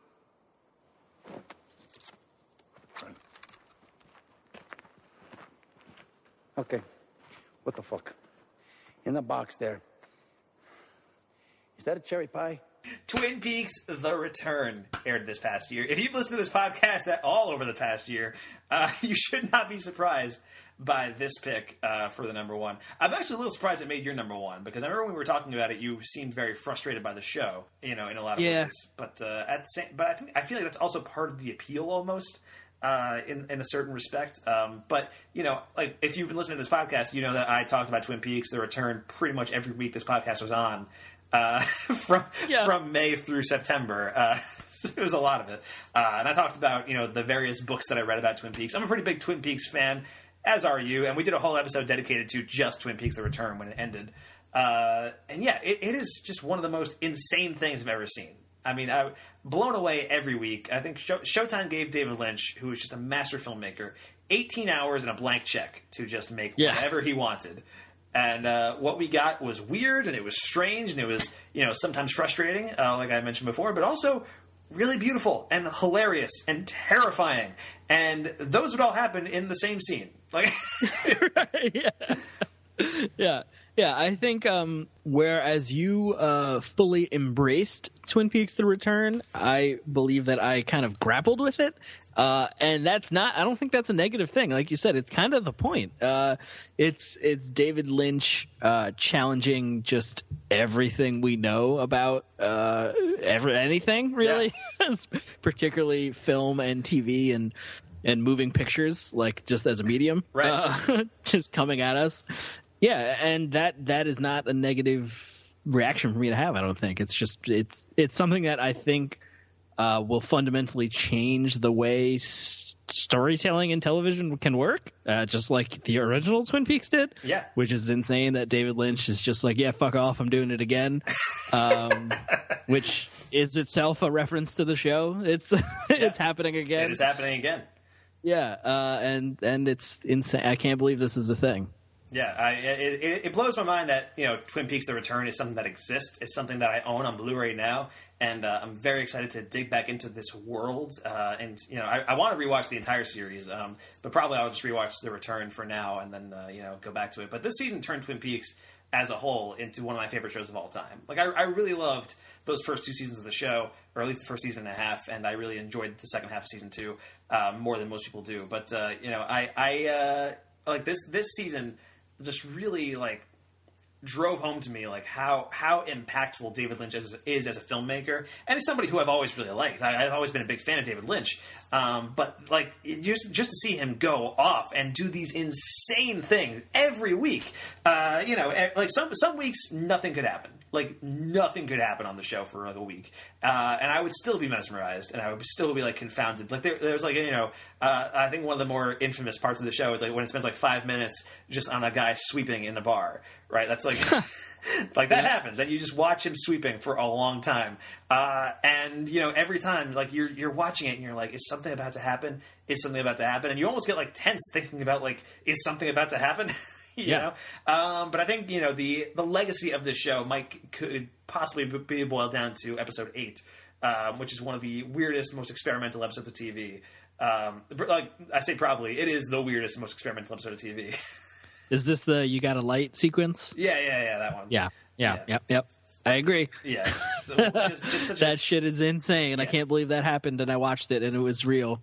Yes, very much. Like it almost felt like like the pilot of an Eraserhead TV show, or like like just watching one of David Lynch's old short films or something like that. Like it is just such an insane thing to watch, and like I remember seeing that for the first time because I distinctly remember that night the TV in my house was being occupied. Like somebody had occupied the TV and I couldn't use it. And it was like 7:58. Twin Peaks was starting in like 2 minutes, and I was like freaking out because I was taping Twin Peaks, so I could have watched it the next day. But it was Twin Peaks. I needed to watch it like right then. And so I have a TV in my room, so I like ran to my room, and it's a much smaller TV than the other one. But I was like, fuck it, I gotta watch it. And with like a minute to spare, I was able to turn it on, turn it to Showtime, and get it on real quick. And then it was just transported into this insanity. That was part 8 of Twin Peaks. And I was blown away. Like, if it was just a normal episode of Twin Peaks, I probably wouldn't remember that story so vividly. But because it was part 8, and it was just like this thing where I was sitting alone in my room in the dark, watching this very small TV. And just that itself is a David Lynch thing. Yeah, just watching this atomic explosion for like 3 straight minutes, and like, oh god, then you go inside the thing. It's okay. Yeah, unreal. So yeah, Twin Peaks: The Return. Just one of the most mind-blowing things of television I've ever seen in my entire life, and I'm so glad that it exists, and that we finally got this from David Lynch. I don't think we're going to see much, if at all, from him in the future. He's somebody who hasn't made anything narrative-wise since Inland Empire in 2006, so it's been like 11 years since the last David Lynch project. So this could be it for David Lynch, and it could be it for a lot of the cast members of the show. Several of them have already passed away, and so I'm so glad this exists as a farewell to them and a farewell to David Lynch's work, if this is indeed the last thing he does. But anyway, yeah, that is Twin Peaks: The Return. And do you have any honorable mentions, Mike, for TV shows or anything like that? Or I mean, I guess Stranger Things. I'll throw it out there. Okay. That was your number 1 last year, so I'm curious how that only ended up in your as your honorable mention this year. I just wanted to change it up a bit, Mike. I don't know. And it definitely, season 2 was definitely good, and it will always be near and dear to my heart. But I want to experience some new stuff. Okay, fair. And actually, speaking of that, my number 1 last year was BoJack Horseman. Did not make my top 3. Consider that my number 4 because it is fantastic. Like, the season was still fantastic. I don't think maybe as strong as season 3, but still just really funny, and still one of the like cleverest and most heartbreaking shows on TV, and that's sort of remarkable in and of itself. Also wanted to throw out there Better Call Saul, which is still incredible to me that show is as good as it is, being a Breaking Bad spinoff. Like, who thought that would ever work? Yeah, right. Brooklyn Nine-Nine, which has been, I think, consistently getting better and better every year. Like, it's genuinely like I think Brooklyn Nine-Nine might be like maybe the funniest show on TV right now in terms of like joke frequency. Like, wow. just every single line feels like it is a joke, and it is always hilarious. And I'm a big fan of Brooklyn Nine-Nine. Fargo season 3 was this past year, and I know you were a big fan of Fargo. I don't think you ever watched season 3, right? I watched the first, I think, 2 or 3 episodes, and it just didn't hook me, which is kind of sad. And I don't know if it was just the wrong time. Maybe I'll have to go back and rewatch it and check it out again. I would recommend checking it out because it is something that it's not as good as seasons 1 and 2, I don't think, but it is a really entertaining season of TV. Also, Noah Hawley, who did Fargo, also did Legion this year, which is one of the more insane superhero things you'll ever watch. It's pretty great and has some, that's actually like, in terms of like experimentation and like what you can do with a narrative, like Legion is one of the more interesting shows of this past year. Game of Thrones I had in my honorable mentions, which you already talked about. Master of None, which is probably the best Louis knockoff that we've had. I mean, like Louis was such a huge show that, like, I mean, in terms of like its influence, like it seems like every comedian has like their Louis knockoff now. And Master of None is a fantastic show. Aziz Ansari is so good on it, and it's really an interesting examination of relationships and how they work in the modern age. So Master of None, really great. Rick and Morty, wanted to throw that out there. That was a really fun season of Rick and Morty this past year. I'm not sure if I liked it as much as seasons 1 and 2, but there are some like all-time great Rick and Morty episodes in this new season. And Wet Hot American Summer, 10 years later, cannot forget about that show. Which I'm a sucker for David Wayne, and Wet Hot American Summer is one of my all-time favorite movies. I love that movie to death. First Day of Camp was brilliant. 10 years later, also brilliant. I feel like maybe not quite as brilliant as First Day of Camp, but still some fantastic stuff with an ending I did not see coming. And it's just it builds to a really masterful conclusion, and it has a lot of very funny performances from a lot of very funny people. And that, I believe, wraps up our television segment of this podcast, Mike. Yeah. And we still got one more segment to get through, and then we can finally end this and go to sleep. Oh, boy.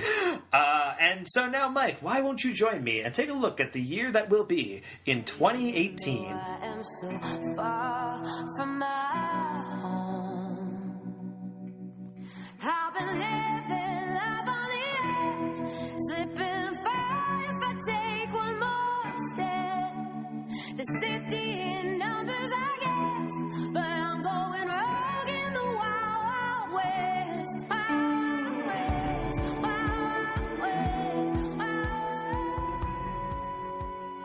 All right, so this is what we do every year, Mike. We talk about our top 10 movies and our top 3 TV shows, and then we push 2017 to the side. We don't care about it anymore. It is behind us now. We look ahead to the future, 2018. What does it have in store for us? There's a lot of movies coming out, and I guess we should start off by just saying right off the bat, this is a list that'll be mostly blockbusters because that's what we know is coming out. Those are the movies that we know have release dates and stuff like that. So I guess we'll kick off with some Marvel stuff because why not? Right? Come on, you know that's what it's going to be. So Marvel Studios has 3 movies out this year. Fox Marvel has 3 movies out this year. And Sony Marvel has 2 movies out this year. Sweet fuck. Yeah, so there's a lot of Marvel stuff coming down the pike. And the Marvel Studios stuff is obviously the most exciting stuff because it always is at this point. Black Panther, which is coming out next month. Holy shit! Yeah, that I was very excited for Black Panther, and I was online the other day and be like, holy shit, this opens up in 6 weeks. I am not prepared. Oh my god! For this movie. But yeah, Black Panther opens up in February. I think this movie is going to make $1 billion, full stop. Oh yeah. There is hype. There is hype for Black Panther. Ryan Coogler, I think one of the best, most exciting directors working today. He, of course, did Creed. And, this is a character that I think there's a lot of demand for, and people are really stoked for it. So I think this could be, the breakout hit of the year. It's a Marvel movie, so it's going to make money anyway. But I feel like this is going to jump into the stratosphere. I really feel like Black Panther has a lot going for it. And then also, Marvel will have another $1 billion movie on their hands because Avengers Infinity War comes out 3 months later. Jesus. Yeah, so, that's something that is just insane. You've seen the trailer for Infinity War, right? Yes, I have. Yeah, when that first came out, I watched it 20 times, and I'm not even I'm not somebody who watches a ton of I usually don't go out of my way to watch trailers, and I usually don't watch them over and over again. But I could not help myself with Infinity War, man. I was so blown away by what that trailer had to offer. Just the moment where Black Panther says to get this man a shield, and Captain America walks out. I'm like, yes, yes, yes. Yeah, I'll be real honest. So, I try to do the Unsullied thing and only see trailers in before movies. I try to avoid them at all costs. So when that trailer dropped at work, one of my friends came up to me and was like, "Dude, you see the Avengers trailer came out?"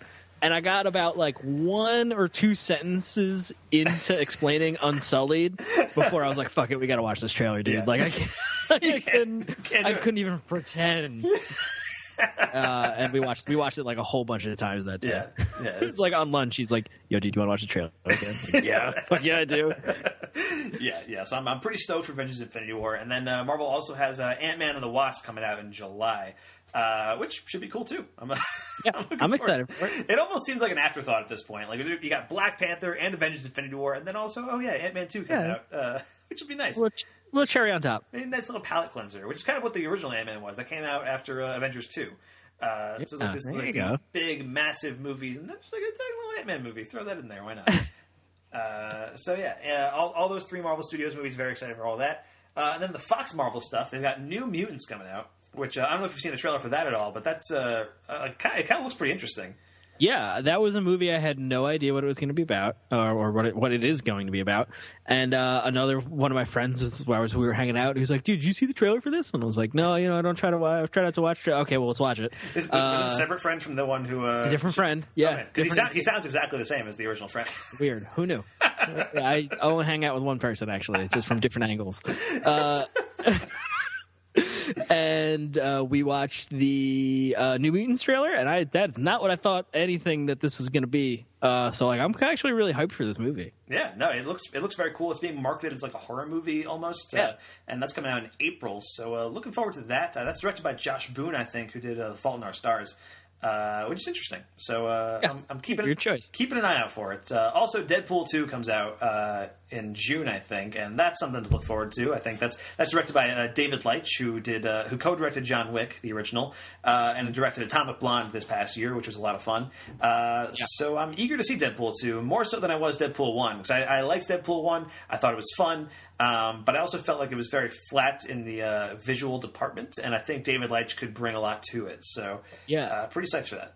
It's interesting that Deadpool, arguably the movie that made February a blockbuster month, it's been moved to June. Yeah, well, it proved its worth. Now it's a summer blockbuster. Yeah, there you go. Interesting. And now we have Black Panther in February. Yeah, exactly. Which I think part of that is so it coincides with Black History Month as well. But anyway, yes, yeah, so Deadpool 2. And then Fox Marvel also has X-Men Dark Phoenix coming out in November. Which I think is interesting. That X-Men was always a summer thing. X-Men was always a summer blockbuster.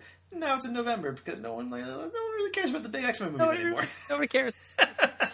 What a shame. At this point, like, there's superhero movies come out all year round, so it's not that big of a deal. Like, Thor Ragnarok came out in November, and so did Thor 2. Actually, they were both November movies. I think Thor movies have traditionally done better in November than in the summer. So I think the first one came out in May and kind of just did okay. But I think X-Men Dark Phoenix. I don't know, man. Okay. I guess. This one's directed by Simon Kinberg, who has been one of the major voices on this franchise for years. I think he wrote X-Men 3. He wrote Days of Future Past and Apocalypse. He's been working pretty closely with Bryan Singer on these X-Men movies for a very, very long time. So it's, the fact that Bryan Singer's not directing, that's good, because, we need a little bit of new blood, but this isn't really new blood. This is a guy who's been working on this franchise for ever, and this franchise has been, deteriorating for many, many years now, so... Yeah. And I mean, there's a lot of good stuff in the X-Men movie. Like, I like Days of Future Past. Days of Future Past is fun. That one's great. Yeah, really, I'm just saying Apocalypse was bad, and I hope this one is not bad also.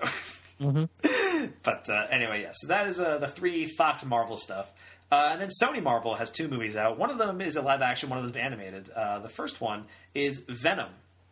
Which is a movie that I swore would never exist. I really did. I really did think you did. Yeah, and it was earlier. It wasn't that long ago that they announced this movie, right? It was maybe midway through 2017, something like that. Yeah, where we thought it was just a joke. Yeah, I was like, "There's no way this happens." But yeah, apparently this is also happening, and also kind of being made to be like a horror movie, like New Mutants is. And this is, I think, hitting in October or something like that. And I mean, that's prime horror movie. I guess so. Yeah, it's directed by Ruben Fleischer, who did Zombieland, also did 30 Minutes or Less, and Gangster Squad, which was terrible. But he's a guy. Ruben Fleischer's a guy who I was really excited about when Zombieland hit, because I was like, oh, this is a really cool movie. And Ruben Fleischer, like, the direction of Zombieland was a lot of fun. It was a really entertaining, energetic movie. And then I've been disappointed every time since then. But maybe Venom will be his comeback. I mean, the fact they've got a pretty good cast for this. Tom Hardy is playing Venom, which is another movie without his face. Yeah, that might have been the movie I was thinking of before. Actually, it was Venom. He's playing Venom. Also, Michelle Williams, I think, is in it. So there's some good talent attached to this movie. So we'll see what happens. I just don't see the logic behind a Venom movie without Spider-Man in it. But, I'm never say never. Who knows? Who knows how Venom can turn out? But then Sony also has an animated movie coming out that Phil Lord and Chris Miller actually wrote the story for, and I think kind of produced. And it's called Spider-Man Into the Spider-Verse. And as you know, Mike, I'm a pretty big fan of the Spider-Verse. I am well aware of your affection for Spider-Verse. Yeah, for the about 2 or 3 years that I was really into comics, the Spider-Man comics had this big event crossover called Spider-Verse, and it basically crossed over all the different Spider-Mans from all the different universes, and it was the best thing of all time, and I went all in on this thing. I own every single issue that went along with that event crossover, and there were a lot. There were a lot of issues, because there was 6 issues of the main Spider-Man series, and then they came out with 10 different side comics that tied back into the Spider-Verse, and I bought all of them. Genuinely all of them. I spent way too much money being invested into the Spider-Verse. But now it's all worth it because there's a Spider-Verse movie being made. And you were there first. And I was there first. And this one actually features Miles Morales as its main character. which is kind of interesting. So kind of look forward to that, and I'm sure there'll be cameos from all your favorite Spider-Men and Spider people. I'm guessing Spider-Gwen maybe would be part of this movie. That would make sense. Spider-Ham better be in there. He better be. I got no reason why he wouldn't be. I think Silk might be a part of this movie too, who's a really cool character. So very eager to see what that goes down with. There's a trailer for that out now actually, and the animation style is really cool. So it's probably worth checking out if you haven't seen that yet. But anyway, yeah. And then as far as DC stuff goes, they got one. Who cares? No, oh, wait. They got one movie out this year, but it's one I'm actually kind of looking forward to, and that is Aquaman. Which is when you asked me if you have asked me a couple years ago, like, what are the DC movies you're looking forward to? Aquaman probably wouldn't be my answer. Nope. But now they've got James Wan making this Aquaman movie, who's a great director, somebody who made the Conjuring movies, and of course Insidious and Saw and Furious 7, most importantly.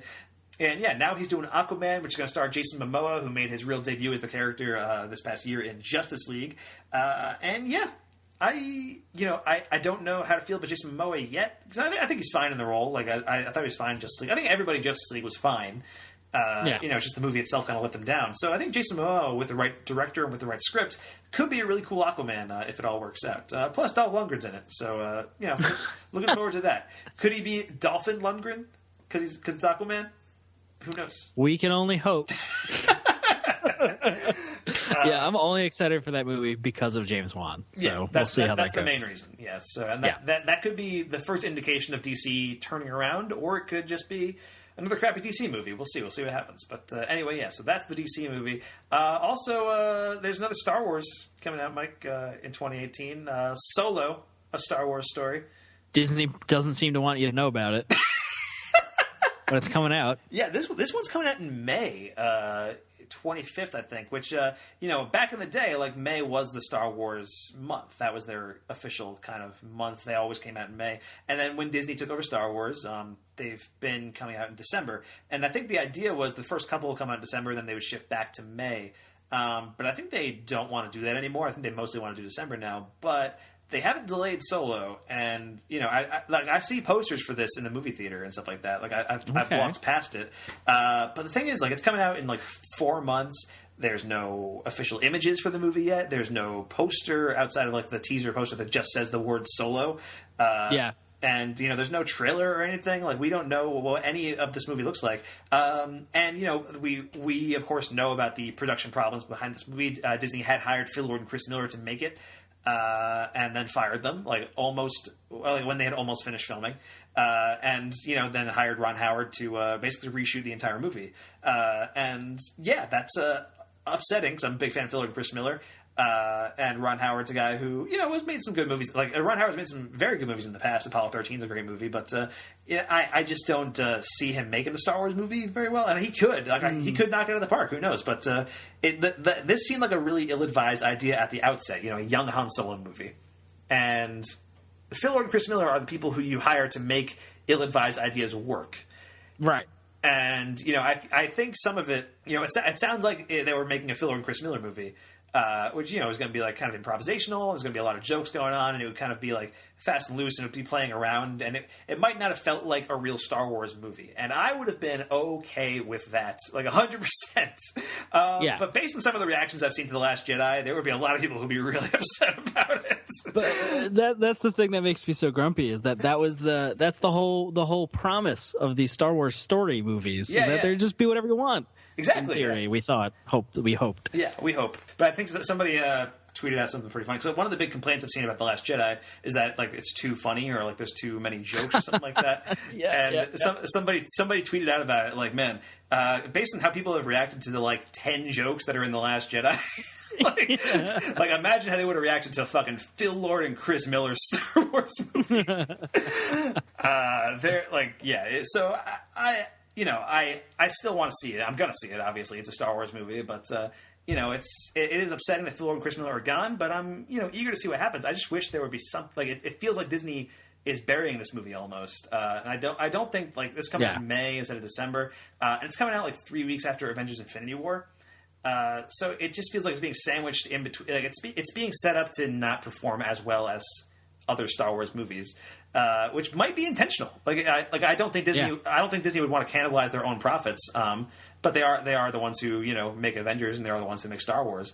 So it is a little weird. It's a little odd, and I feel like they want this movie to kind of just squeeze by. Let people people will see it. Maybe they'll complain about it. Maybe they'll like it, or they'll think it's fine or whatever. But they'll basically forget about it by the time Episode 9 comes out, and they'll just keep going from there. Who knows? Who knows what will happen with Solo: A Star Wars Story? But that's coming out in May. Don't forget about it because Disney wants you to. Anyway, after that, there's a lot of other stuff coming out, though, Mike. There's Annihilation, which is the new movie from Alex Garland, who's the director of Ex Machina. And that's coming out in March, I think, with Natalie Portman and Jennifer Jason Leigh, and that looks pretty cool. There's Red Sparrow, which is a spy movie starring Jennifer Lawrence, directed by Francis Lawrence, the guy who did the last few Hunger Games movies, which kind of looks like her answer to Atomic Blonde, which is kind of cool. Mm-hmm. A Wrinkle in Time comes out in March, directed by Ava DuVernay, which is a pretty major milestone. She's the first black female director to direct a movie with a $100 million budget. Holy shit. Which is kind of nuts. And that movie looks pretty wild. If you've seen the trailers for that, it looks bizarre and weird, and I'm kind of into what it's putting down, so eager to see what goes on with that. Pacific Rim Uprising comes out in March as well. The sequel to Pacific Rim, minus Guillermo del Toro, so who knows how that will happen. But it could be fun. Could be an entertaining ride. Isle of Dogs. Isle of Dogs comes out, the new Wes Anderson movie. Oh, yeah. Have you seen the trailer for this at all, Mike? No, but I've seen a poster for it, I think. The trailer is one of the most delightful things you'll ever watch in 2018. The trailer for this movie was in strong consideration for my top 10 list of 2017. Wow. I'm kidding. But it is really, it's a stop-motion animated Wes Anderson movie, much like Fantastic Mr. Fox, which is one of the best movies ever made, full stop. Correct.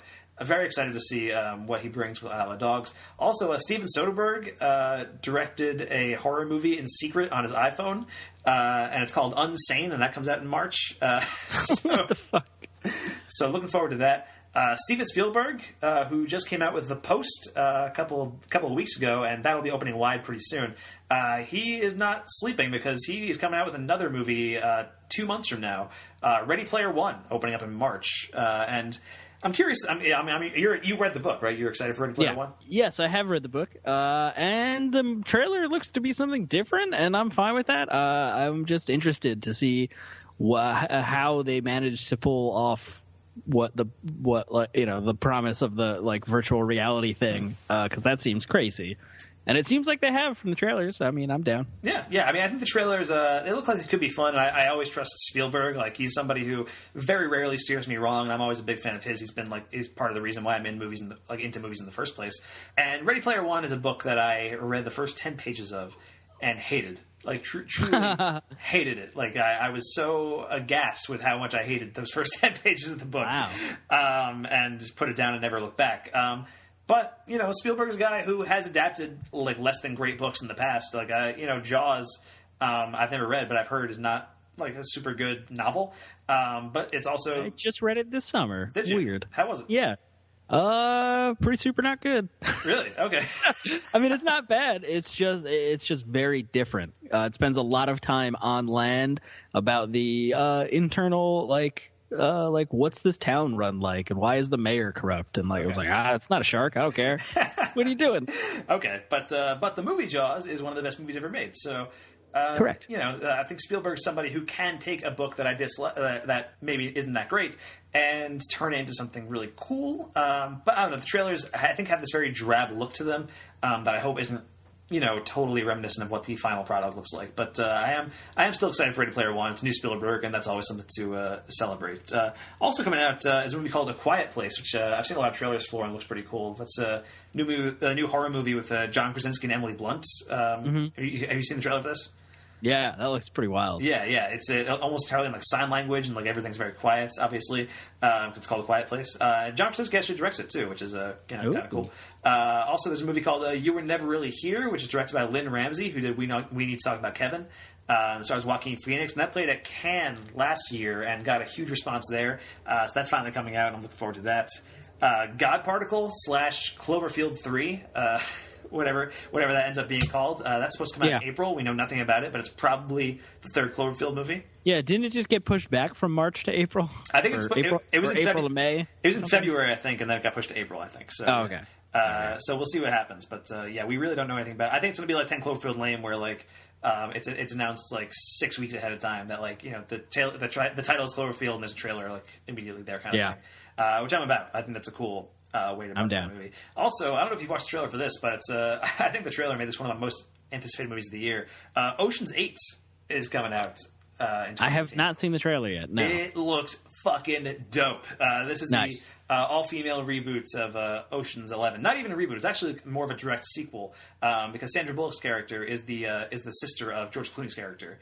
Got it. In the Ocean's movies, and so she's developing her own heist team, and like it's her, Cate Blanchett, Mindy Kaling, Rihanna is in this movie, and so many other really cool people, and it just looks so much fun. Like it's Ocean's 11.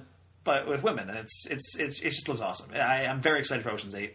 Also, The Incredibles 2 comes out in 2018, which I'm very excited about. That's a new Pixar, obviously a new Pixar. It's one of the only Pixar movies I've ever wanted a sequel to. So I'm glad they finally got around to this one instead of Cars 4 or whatever. And Brad Bird is coming back to write and direct it, which is that's very exciting to me. Also, your favorite movie, Jurassic World's getting that sequel this year. Oh, great. I'm dead. I'm going to kill myself now. We'll probably review it, and it'll probably be terrible. Yep. Can't wait. I mean, no, you never know. This one's called Jurassic World Fallen Kingdom, which, by the way, why isn't it just called Jurassic Kingdom? Like, oh, no, I punched my microphone. I'm so sorry, the world. But it just seems like, that's such a clunky title, and Jurassic Kingdom is like flows so much smoother. It's just the whole series jumped the shark, Mike. It's over. But I don't know. I mean, the trailer for this looks pretty dumb.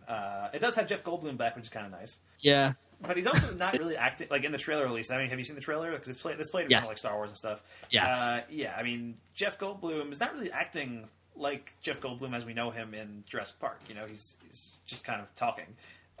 He's not doing his like fidgety Jeff Goldblum-y stuff. And I bet that's the only scene he's in too. Oof, that would be rough. I'm calling it now. I would hate that so much, and you're probably right. But yeah, and the plot of this movie just sounds ridiculous. They got to go back to the island to stop a volcano from destroying all the dinosaurs. A fucking volcano? What? Yeah. So why would you built the park on a volcano? First of all, but also you have the technology to make more dinosaurs. Yeah, just let them die. I mean, that sounds callous, but at the same time, you have that technology, and it seems like part of the trailer is it wants you to remember that connection you made to Blue the raptor. Right? It seems like it's the only reason he goes back, right? And it's trying that raptor that you fell in love with, audience, Blue, that you remember from Jurassic World, and I was like, what? Yeah, come on, it's the raptors had names. In Jurassic World, what are you talking about?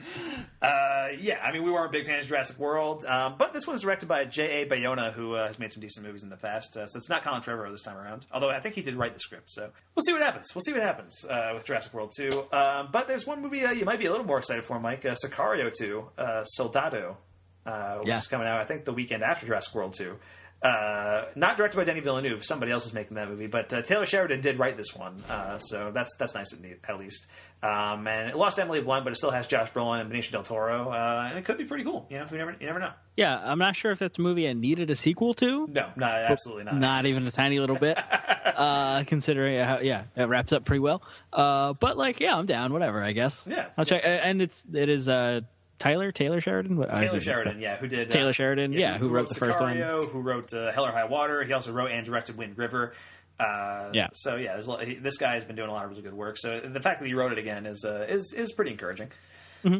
Also we got the new Robert Rodriguez movies out this year. Alita Battle Angel, which is a movie that the trailer I've seen a couple of times in front of movies, and it looks, I don't know, but I haven't really liked a Robert Rodriguez movie since Planet Terror, to be quite honest. So it's been 10 years.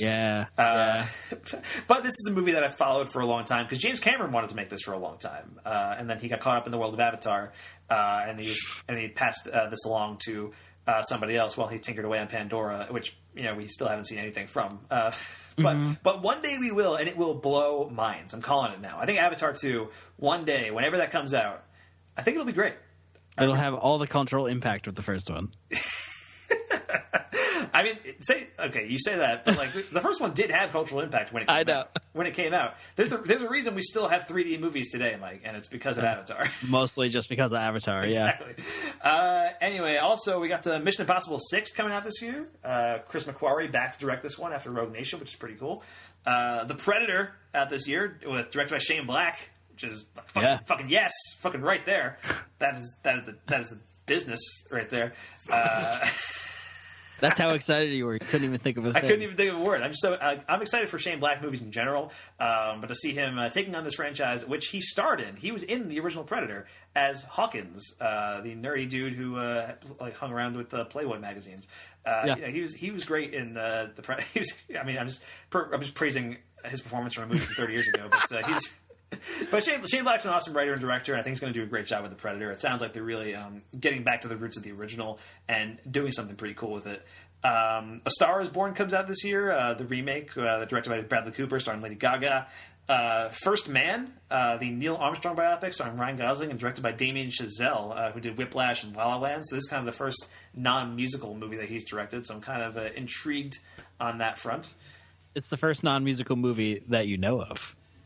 It might be a musical. We don't know. That's true. It could be a Neil Armstrong musical. That would be quite a twist, and I would love it. I would absolutely love that. As you know, I believe La La Land was my favorite movie of last year. So, also out in 2018, Mike, the Halloween reboot, Halloween remake, sequel or whatever it is. David Gordon Green, Danny McBride writing this movie, and David Gordon Green directing. John Carpenter doing the score for this movie. Fuck yes. Jamie Lee Curtis coming back as Laurie Strode. Like, this could be something really cool, you know. Yeah. And produced by Blumhouse, who produced several of this year's biggest hits: Get Out, Split, Happy Death Day was them as well. There's a lot of good stuff coming out of Blumhouse recently, and I think them doing Halloween is pretty exciting, because this will be like, the low budget Halloween movie that we kind of need. I think that this franchise kind of thrives on. Also, Fede Alvarez, who directed the Evil Dead remake and Don't Breathe, coming out with The Girl on the Spider's Web, which is the new Elizabeth Salander movie. Wow. Sort of a sequel to Girl with the Dragon Tattoo, but with a new cast and everything like that.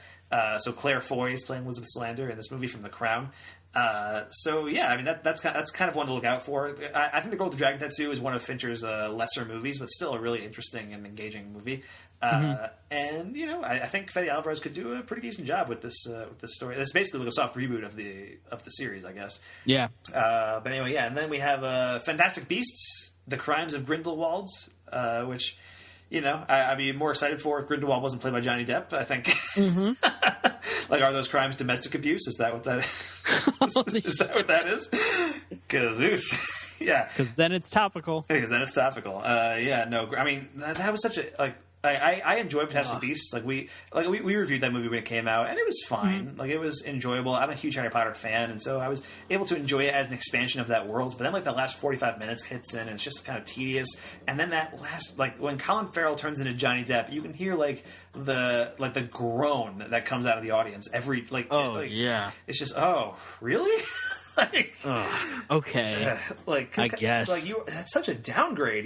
Could they only get Colin Farrell for one movie? Yeah. And he does such a good job too. Yeah, Colin Farrell was good, man. So Johnny Depp is playing Grindelwald, and I don't hate Johnny Depp as an actor. I think he's fine, but it always just feels like he's been phoning it in for the past few years. And whenever he does show up, it always feels like it's a variation of the same kind of performance. And so with Grindelwald, I'm expecting more of ooh, I'm weird, I'm Johnny Depp, ooh, that's it. That's line for line what he's going to say. And that's all he's got left now. Yeah. So who knows? But that does have Jude Law playing young Albus Dumbledore, which is kind of cool. But at the same time, I'm wondering how is this just the title of this movie alone seems like a paradox to me. It's Fantastic Beasts: The Crimes of Grindelwald. What does one have to do with the other? You know what I mean? You know what I mean? Jurassic World: Fallen Kingdom. But at least that's kind of that's in the ballpark. This is a movie that is ostensibly about Fantastic Beasts, but it's also about the crimes of Grindelwald, and those two things do not seem related at all. So, we'll see. We'll see what happens with that movie. Also, Creed 2 comes out in 2018, which I'm very stoked for. As we mentioned before, big fans of Creed. I'm a huge Rocky fan, so the fact that Creed 2 is coming out, Sylvester Stallone's back as Rocky, Michael B. Jordan back as Creed, and that's directed by I forgot the name of the guy who's directing it, but some guy from right out of Sundance, and I'm pretty psyched about Creed 2. Wreck-It Ralph 2 comes out this year. Ralph, what? I didn't know they were making a thing. A sequel? Yeah, it's called Ralph Breaks the Internet. Wreck-It Ralph 2. Oh my god! So in this movie, he actually he's not jumping through video games. He's jumping through the internet and different internet type things. I think it's playing around more with different IPs. So I think Disney's throwing in some more of their other stuff. I think you go through a Disney Princess fan site at some point. Something like that. So it should have all the cameo, goofy cameos and stuff like that the first one had. Are you a big fan of Wreck-It Ralph, Mike? Is that something? Yeah. Okay. Yeah. I just heard you what? They're making Wreck-It Ralph too? You sounded very excited. I mean, I'm not that pumped, but I didn't know it was happening, so I'm excited about it. Okay, fair enough. Yeah, I mean that's something. I enjoyed Wreck-It Ralph when it first came out, and I'm happy that John C. Reilly's getting work, and good for him. Good for him. Anyway, just a couple more. Then there's Bumblebee the movie, which is the Transformers spinoff that we have been clamoring for. You can fuck right off. The only reason I am semi-excited for this movie is because it's being directed by Travis Knight, who was the creator of Leica Animation Studios. Okay. And was the director of Kubo and the Two Strings, which is... What is it, a claymation Bumblebee story? Because that'd be kind of dope. I don't believe it is. I wish it was. But I'm worried about I fear that this movie, the fact that he's making this movie means that Leica might be out of business. Who knows? Because I think they're whatever movie they're supposed to be making next got pulled from the schedule, and I'm fearful that Leica may shut down, because Leica is, I think, the best animation studio working today, and it'd be very upsetting if they left, because they've only made 4 movies. And I need way more. I need way more from them. But yeah, so Bumblebee the movie, a spinoff of Transformers, not something we need, but if it's going to happen, Travis Knight's a guy who I would be interested in seeing who makes it. Because, I mean, this would be the first non-Michael Bay Transformers movie as well, ever. So I think since the cartoon Transformers movie from the 80s. So, that's something that is kind of intriguing, right? Maybe it could bring some life to the Transformers franchise. I hope it turns out to just be incredible. I hope They just get rid of Michael Bay, and we have all these weird art house people making Transformer movies. That would be kind of nuts. Also, this year has Mary Poppins Returns, the Disney sequel, which stars Emily Blunt as Mary Poppins, and also my boy Lin-Manuel Miranda in the Dick Van Dyke role. So, pretty excited about that. I mean, I'm not the biggest fan of Mary Poppins. It's it seems like a weird thing to say. But it's it's a fine film. But the fact that Lin-Manuel is in this is really what is exciting to me about it. I think he's also helping write some of the songs, which, ace. I mean, how could he not? Ace. Come on. Yeah, exactly. And then finally this year also sees the release of Bohemian Rhapsody, which is a movie that has been fraught with controversy in recent weeks. Bryan Singer was supposed to direct it, got fired because he left the set for a few days. And he's a garbage person. We've always known that Bryan Singer was a garbage person. That's true. But now it's in print. Now it's official. I think somebody's suing him for rape, and that's bad. That's real bad. But don't do that. Yeah. So Bryan Singer was fired with 2 or 3 weeks left to go filming, and Ron Howard did not take over. It was somebody else. The guy who directed Eddie the Eagle took over for Bohemian Rhapsody. But this is the Queen biopic, and I love Queen.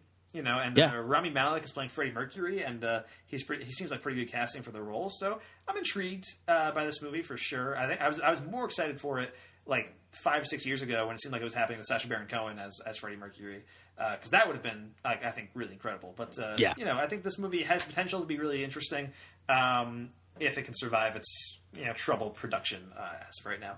But anyway, I think that seems like a pretty good overview of 2018, Mike. I think we've kind of run the gamut there. Is there anything that was pretty thorough. That was pretty thorough, I think. Is there any other movies or any TV shows you're looking forward to in 2018?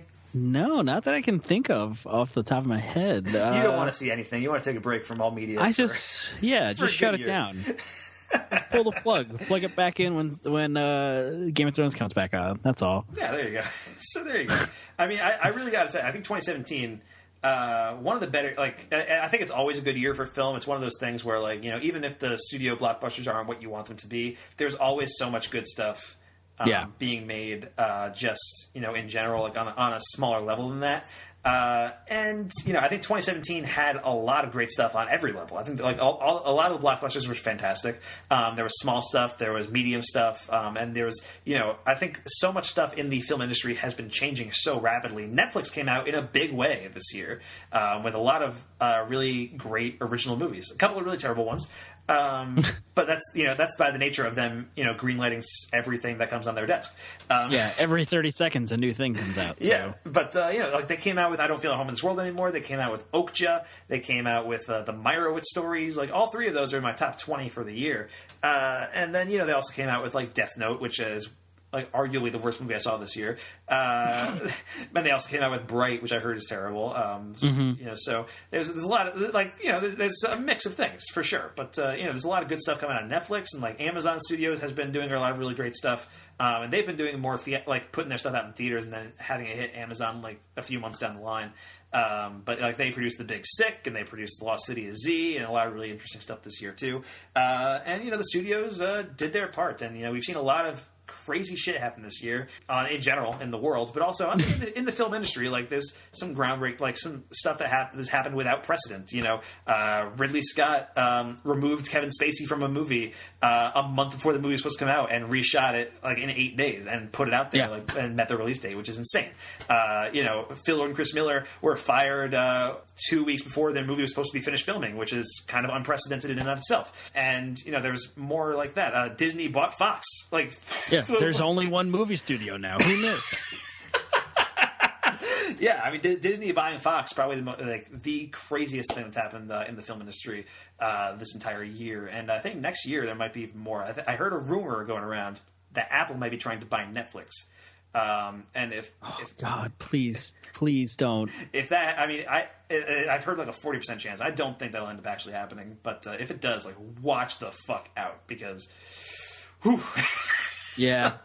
A lot of crazy shakeups happening in the film industry over the last year, and it's constantly changing. I mean, this year, 2017, as I was reading, the top 3 movies, the top 3 highest grossing movies this year were Wonder Woman, Beauty and the Beast, and Star Wars: The Last Jedi. All 3 movies led by women, and that's kind of a big change. It's something that hasn't happened since 1958, I think I read, which is kind of nuts. And then if you look past those top 3, like the next like 25 are like all led by dudes, because there's not that many movies being made that are led by women. Like the next one down is Girls Trip or something that came in at like in the mid-20s or something. So it's it's nuts that there aren't more movies being made featuring women in prominent roles. But I think the tide is finally starting to turn on that front. I mean, next year, like I was saying, we got Ocean's 8, Mary Poppins Returns, and hopefully some more interesting stuff going down. But yeah, I think there's been a huge cultural shift going on, and we haven't even touched upon in terms of 2017 all these sexual harassment allegations that come out against a whole variety of film people, but that has really changed the conversation in a big way, and I hope I'm hopeful for 2018 to become a more inclusive and exciting place for the film industry in general. Yeah, I think 2018 is going to come out swinging. Shit's going to go down, I think. I hope so. In an exciting way. Yeah, definitely. So that about wraps up our top 10 films of 2017 podcast. Mike, my number 1 was 3 Billboards. Your number 1 was Get Out. And both of our number 1 TV show was Twin Peaks: The Return. So just to recap for anybody who forgot. In case you made it through 2.5 hours and don't remember. Exactly. And we'll have a list of all the stuff on the website actually too. So you can check that out there. Anyway, Mike, where can we find you online this week? You can find me at twitter.com/mdfilmblog. And if you like Dungeons & Dragons, my friends and I post our games at youtube.com/geonerd79. And you can find me online at twitter.com/msmithfilmblog and all of our podcasts and stuff at FilmBook.com. Now, thank you so much for listening to FilmBookCast. I'm Mike Smith. That is Mike Decrescio. If you're listening via the podcast on iTunes, please subscribe to the podcast, rate it, and take a moment to give us a review. Any and all feedback, compliments, topic discussions, and even hate mail can be sent directly to podcast@filmbook.com. List the podcast you're emailing about in the title of your email, because we produce so many different ones hard to keep track. We would love to hear from you. Now, join us in 2 weeks when I didn't discuss what movie we'll be reviewing with Mike, but I figure the post should be out by that time, so Yeah, that seems like a safe bet. I would like to discuss The Post. I'm very excited about that movie, and we'll talk. If not that, then we'll talk about something. Liam Neeson's in that movie, The Commuter, and I'm pretty stoked for it. So maybe we'll talk about that. Who knows? And you can check out our next Complete Works, where we'll be talking Nicolas Cage's role in National Treasure: Book of Secrets. I feel like we've been talking about that for a while now, but that one's finally happening next week. So thank you so much for listening, guys. We are out. Getting down and dirty with a Procyon loader. Got no people skills, but he's good with motor. That weird thing by his side, an infantilized sequoia. The two of them walk by, people say, oh boy. They ask me why I'm bringing a baby into battle. That's really irresponsible and getting